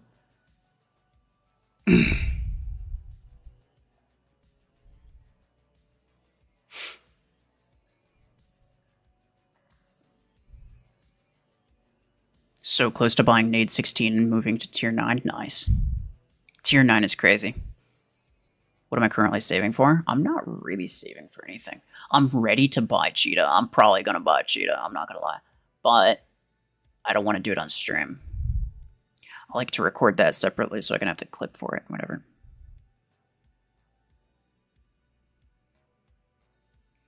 How much is Nomad and Deathwalker? In dollars? Those aren't free-to-play mechs. You can't get them with Acorns.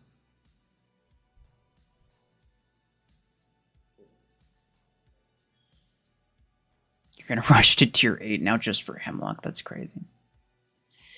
Moving...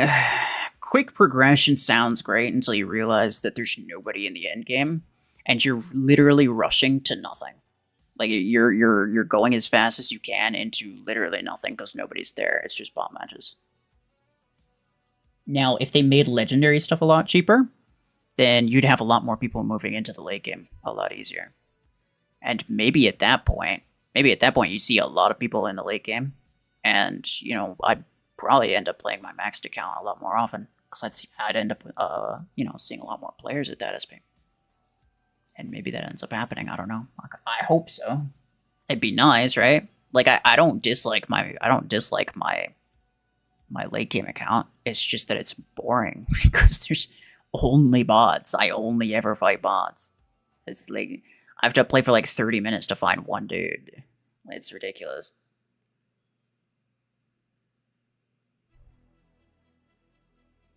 You have legendary Viper damage implant. Does that make it better than Overdriver? No. I mean, what is it that I always say? I always say don't buy something just because you have an implant.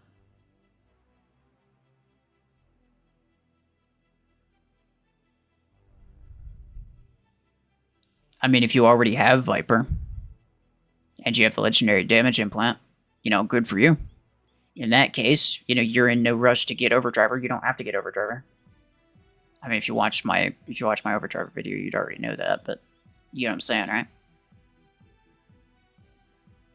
But if you're thinking like, oh, maybe I should get Viper now, like, don't buy something just because you have an implant.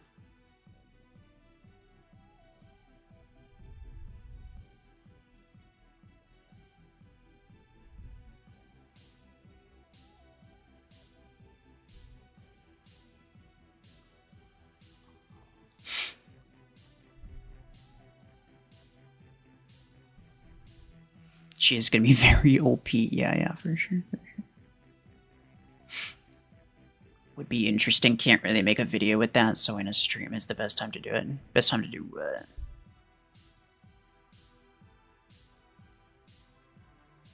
If you're talking about the mid-game tier list reaction, you might be a little bit behind on the stream. We were talking about that like 5 minutes ago.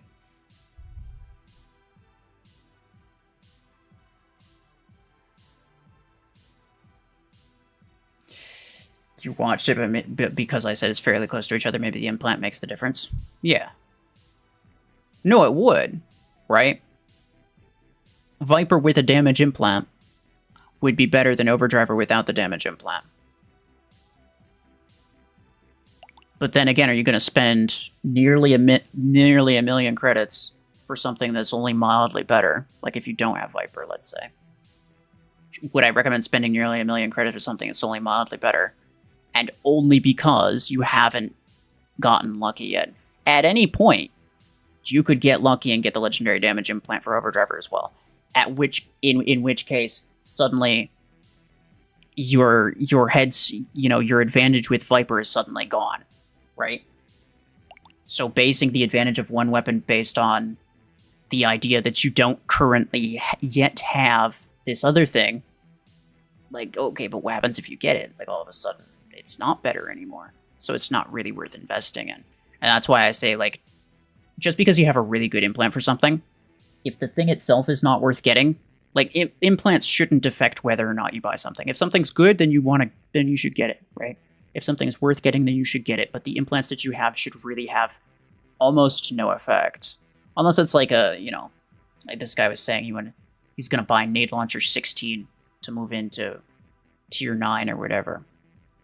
If it was a choice between, like, Nade Launcher 16 and Cryo Launcher 16 or something like that, or just two weapons that cost basically the same amount, and you're not necessarily planning on maining or using either one, like, yeah, you could go with whichever one you have better implants for. That's fine. But, like, in general, in terms of, like, actual performance, you shouldn't just assume that the implants that you currently have are the ones that you're always going to have.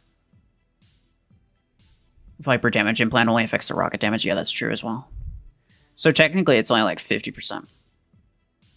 It's only 50% effective, I should say. So the implant maxes out at 30%, but it only gives you a 15% overall damage boost. It's a good point.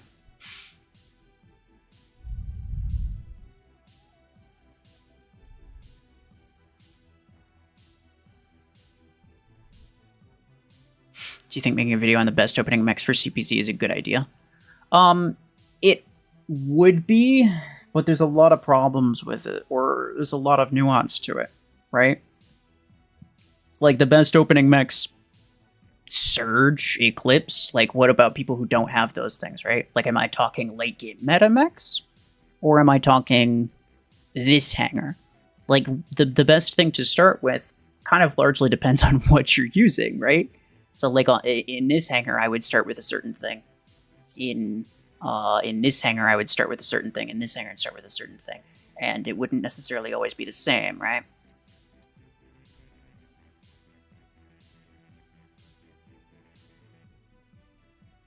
It's not a bad thought. But then on top of that, the kind of the cherry on top that makes me stay away, kind of like hesitant to make videos on that type of topic, is that I don't consider myself, and I've never considered myself, a particularly, like, above average player. Like, I am not a particularly great player. I've played competitive matches, and anybody who's played competitive matches with me is like, I'm not like stand out, right? Like, I'm just kind of there. So Sentry was the guy that would make more of, like, the actual gameplay guides. I'm more of the equipment guy, because I have the numbers on all this stuff. And I can tell you, generally what works well, what doesn't work well. And I've tried everything. And that's another thing that makes me really good at giving advice for certain things. It's like, I've tried everything. And I know how to use everything to relatively good extent. So those are useful things to, it's useful bits of information to have, but I don't think I'm necessarily a great player to be giving gameplay advice, really. If I did, it would be pretty basic, probably. If you time out me, you are not a boy, this guy says. Alright. I will not time you out. He's been banned. There were no timeouts issued this day. And by this day, I mean the last 30 seconds.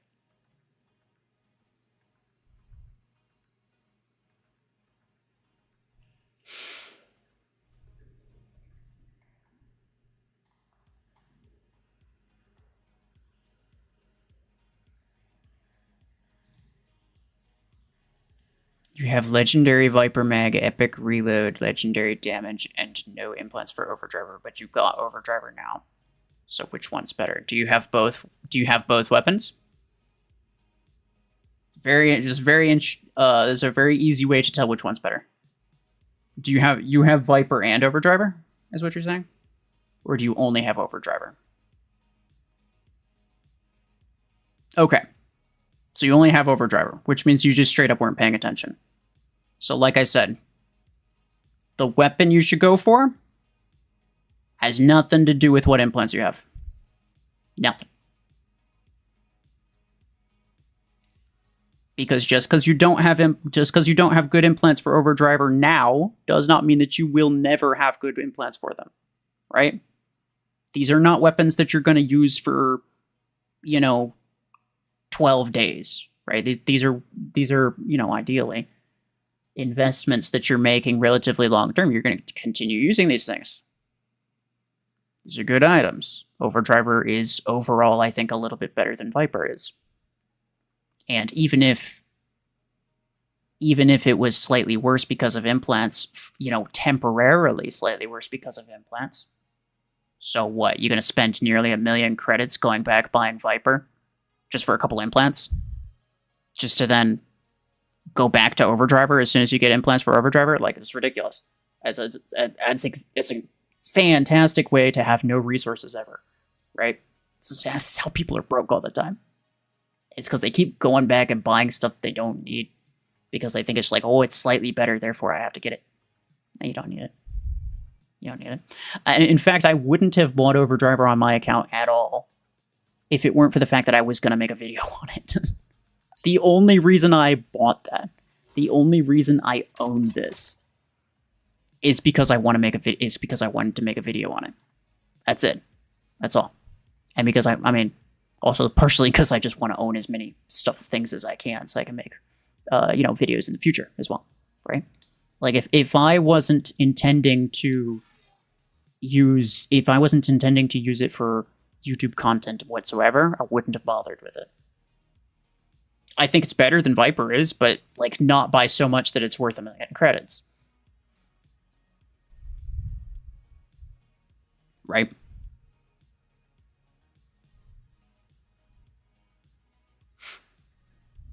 I hate Revoker Scouts. That's the only reason I mostly play CPC. That's honestly based, yeah, because it's the one mode where you can actually, deathmatch modes really, really encourage the brain dead Revoker spam. We'll see.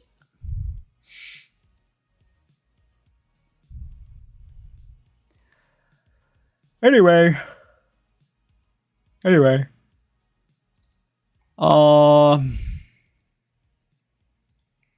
I am going to probably go now, because I don't think there's anything else I wanted to say. I don't think so. Maybe... Why can't I get any mods? They changed the mods feature, like, almost a year ago. I made a video about it and everything. People don't know about it because it didn't affect them, but there was an in-game announcement. It was all over YouTube as well. Everybody was talking about it. You just didn't pay attention because it didn't affect you. They changed the mods so that you can't put mods on anything unless it's rank 6. But it only applied to newer players because they didn't want to have to like take away mods from the existing players. So essentially anyone who already had them, they were fine and they got to keep it and they could keep doing whatever with it. But new players then exclusively could only use it on rank 6. And so that's all I'm stuck with here. I can only use it on my Lancer because it's maxed out, and also my Juggernaut because it's rank 6. Not maxed, but rank 6. But then I'll fight a bunch of people with...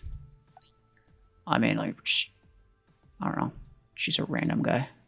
This guy. He probably has mods on something that's not rank 6. Yeah, everything that's not rank 6. because most of these guys have been playing for a really, really long time. It's wild, like, this guy's been playing for, like, kind of forever, and his hanger's pretty bad. Feel bad for him. Feel bad for him.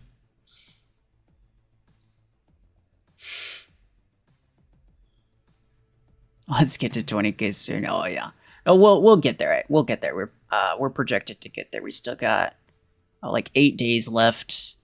I've been steadily getting like 30 to 40 subs per day, so that's more than enough to get me there. That's more than enough to get me there. I don't know exactly what I'll do, but I'll figure it out. I'll figure it out. You think it'd be better to get mods at rank 5? I think it'd be better to just allow anybody to get them at rank 3.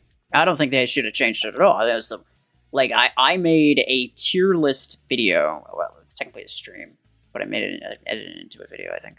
I made a tier list stream talking about all the different Mech Arena updates, and half the reason I made that stream was just because I really, really wanted to express my disapproval of that update in particular.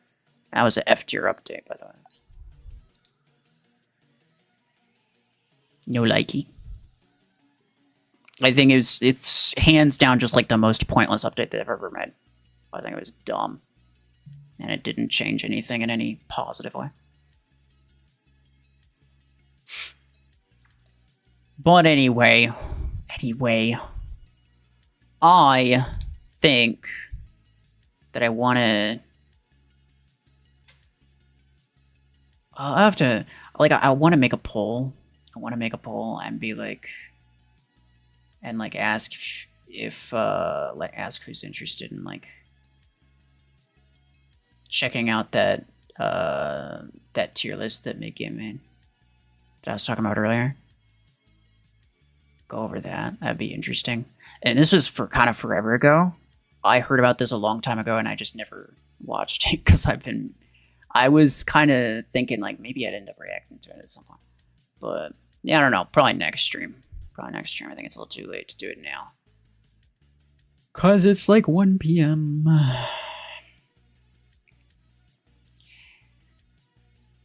Nightbot has decided your fate. I saw your message before.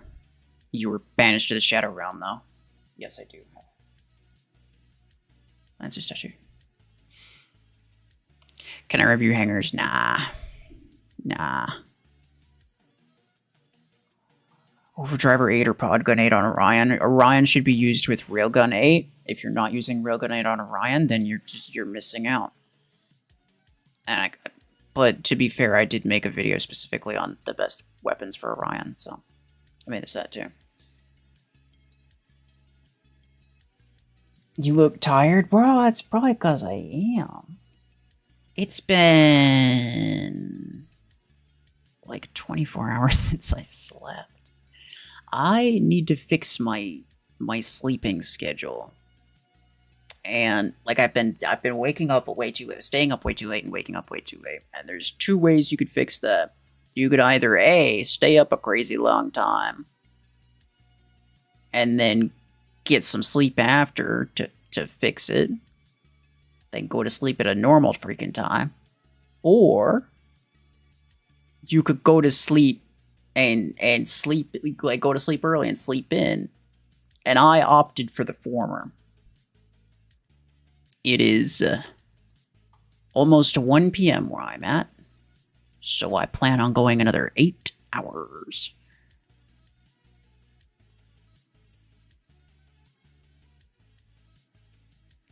You were saying you sleep at 9 p.m.? Yeah, well, that ideally, right?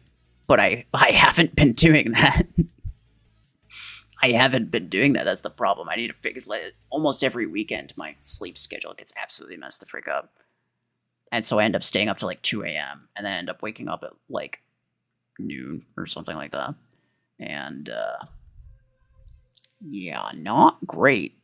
Not great. Because ideally I'd get up at like 5 in the morning.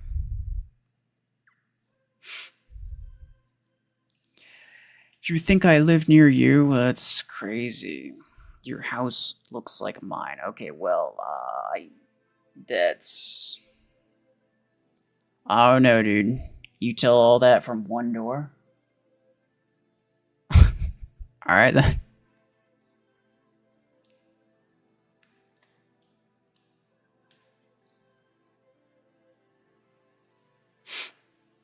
Cut sugars if you have sleep issues. Yeah, I mean, that's probably a good idea. But no, it's not so much that I have sleep issues. It's just that I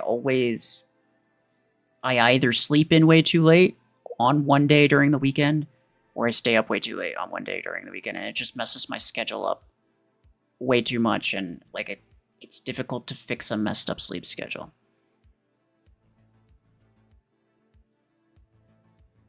Cause I'm like going to bed and waking up like 5 hours later than I would like to.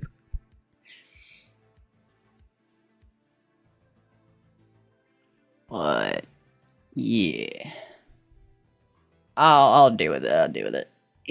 Tis of no concern. Anyway, I appreciate everybody for stopping by. Another, like, just reminder to everybody, like, I just posted for channel members, like, last night. I posted a list, an ordered list of every single implant for every single weapon. So you're like, oh, what's the best implant for this thing? I got it there. So, and this is for all channel members too, so, you know, even just $2 a month is, oh, that's a format issue here. That's annoying. Should probably fix that. I don't really care that much though.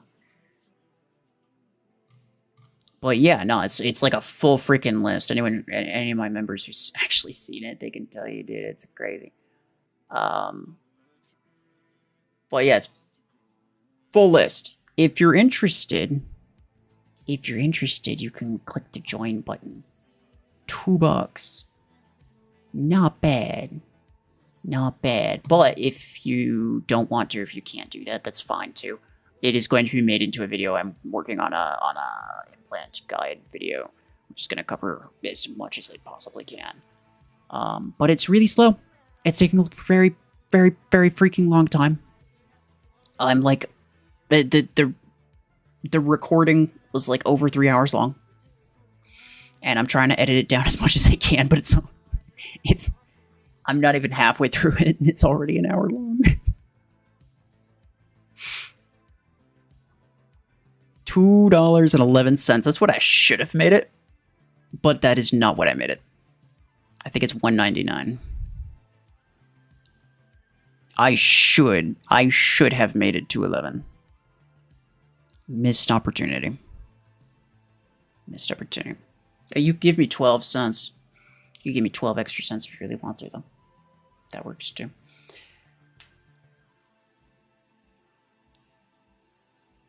When is it going to be public or ever? Oh, it'll be public. Man, I have been working on this off and on for the past, like, 2 months-ish. And I swear, I will be very upset if this video does not do well. I'm putting a lot of effort into it, and I'm very certain that it will. Sembit does. Much appreciated, sir. Thank you. And I hope you, I've got a couple members-only videos that I'm going to be posting pretty soon, probably tomorrow. Along with a public video that's going to be tomorrow as well. But for now, yeah, just check the recent community posts. Should see the members-only one. It's freaking massive. You're going to want to scroll down to the very bottom because there's a key to, like, so you can figure out what the formatting is. It's formatted in such a way to where, like, it'll even tell you what's better between, like, an epic reload versus a rare damage implant. Like, and this is a simplified version too. It's actually technically a simplified version of my notes, but yeah, those are my notes from the video that I'm currently making. And yes, the video will be public. It will be public eventually. I was really hoping on getting it finished this month sometime, which might still happen, but it's taking an excruciatingly long time to edit and everything. I'm not even halfway through just the voiceover. Just the voiceover itself was 3.5 hours long. And so I need to keep working. So, and another thing is, like, I can't even just, like, fully spend all of my editing time on that, because I need to keep uploading regular videos as well, right? I can't just, like, spend an entire week editing that one thing. I need to upload regular videos as well. So, you know, most of my time ends up going into the current video that I'm, you know, planning on uploading really, you know, soon, right? Like, whichever video is up next. And so, yeah, I spent some time on it, but it'll be up. It'll be up, and it'll hopefully be... No, it'll definitely be the best implant video you've ever seen. You'll ever find. There will not be a better implant video out there, probably ever. We'll just put it that way. But with that, I am going to leave, because it's been... Wait, how long has it been? Oh, I don't know, and I don't really care. Almost 4 hours. So that'll be fun. And for those of you asking for, like, me to make an updated GearHub guide, I do plan on returning to GearHub guide videos and updating them, making, like, just, like, completely reworking them and making updated versions every, like, 6 months or so. Same with tier lists. So I want to keep that a regular thing, but it's probably not going to happen until, like, December or January. So, yeah. Just keep that in mind. But yeah, otherwise, that will be it for me. Appreciate y'all. Take care.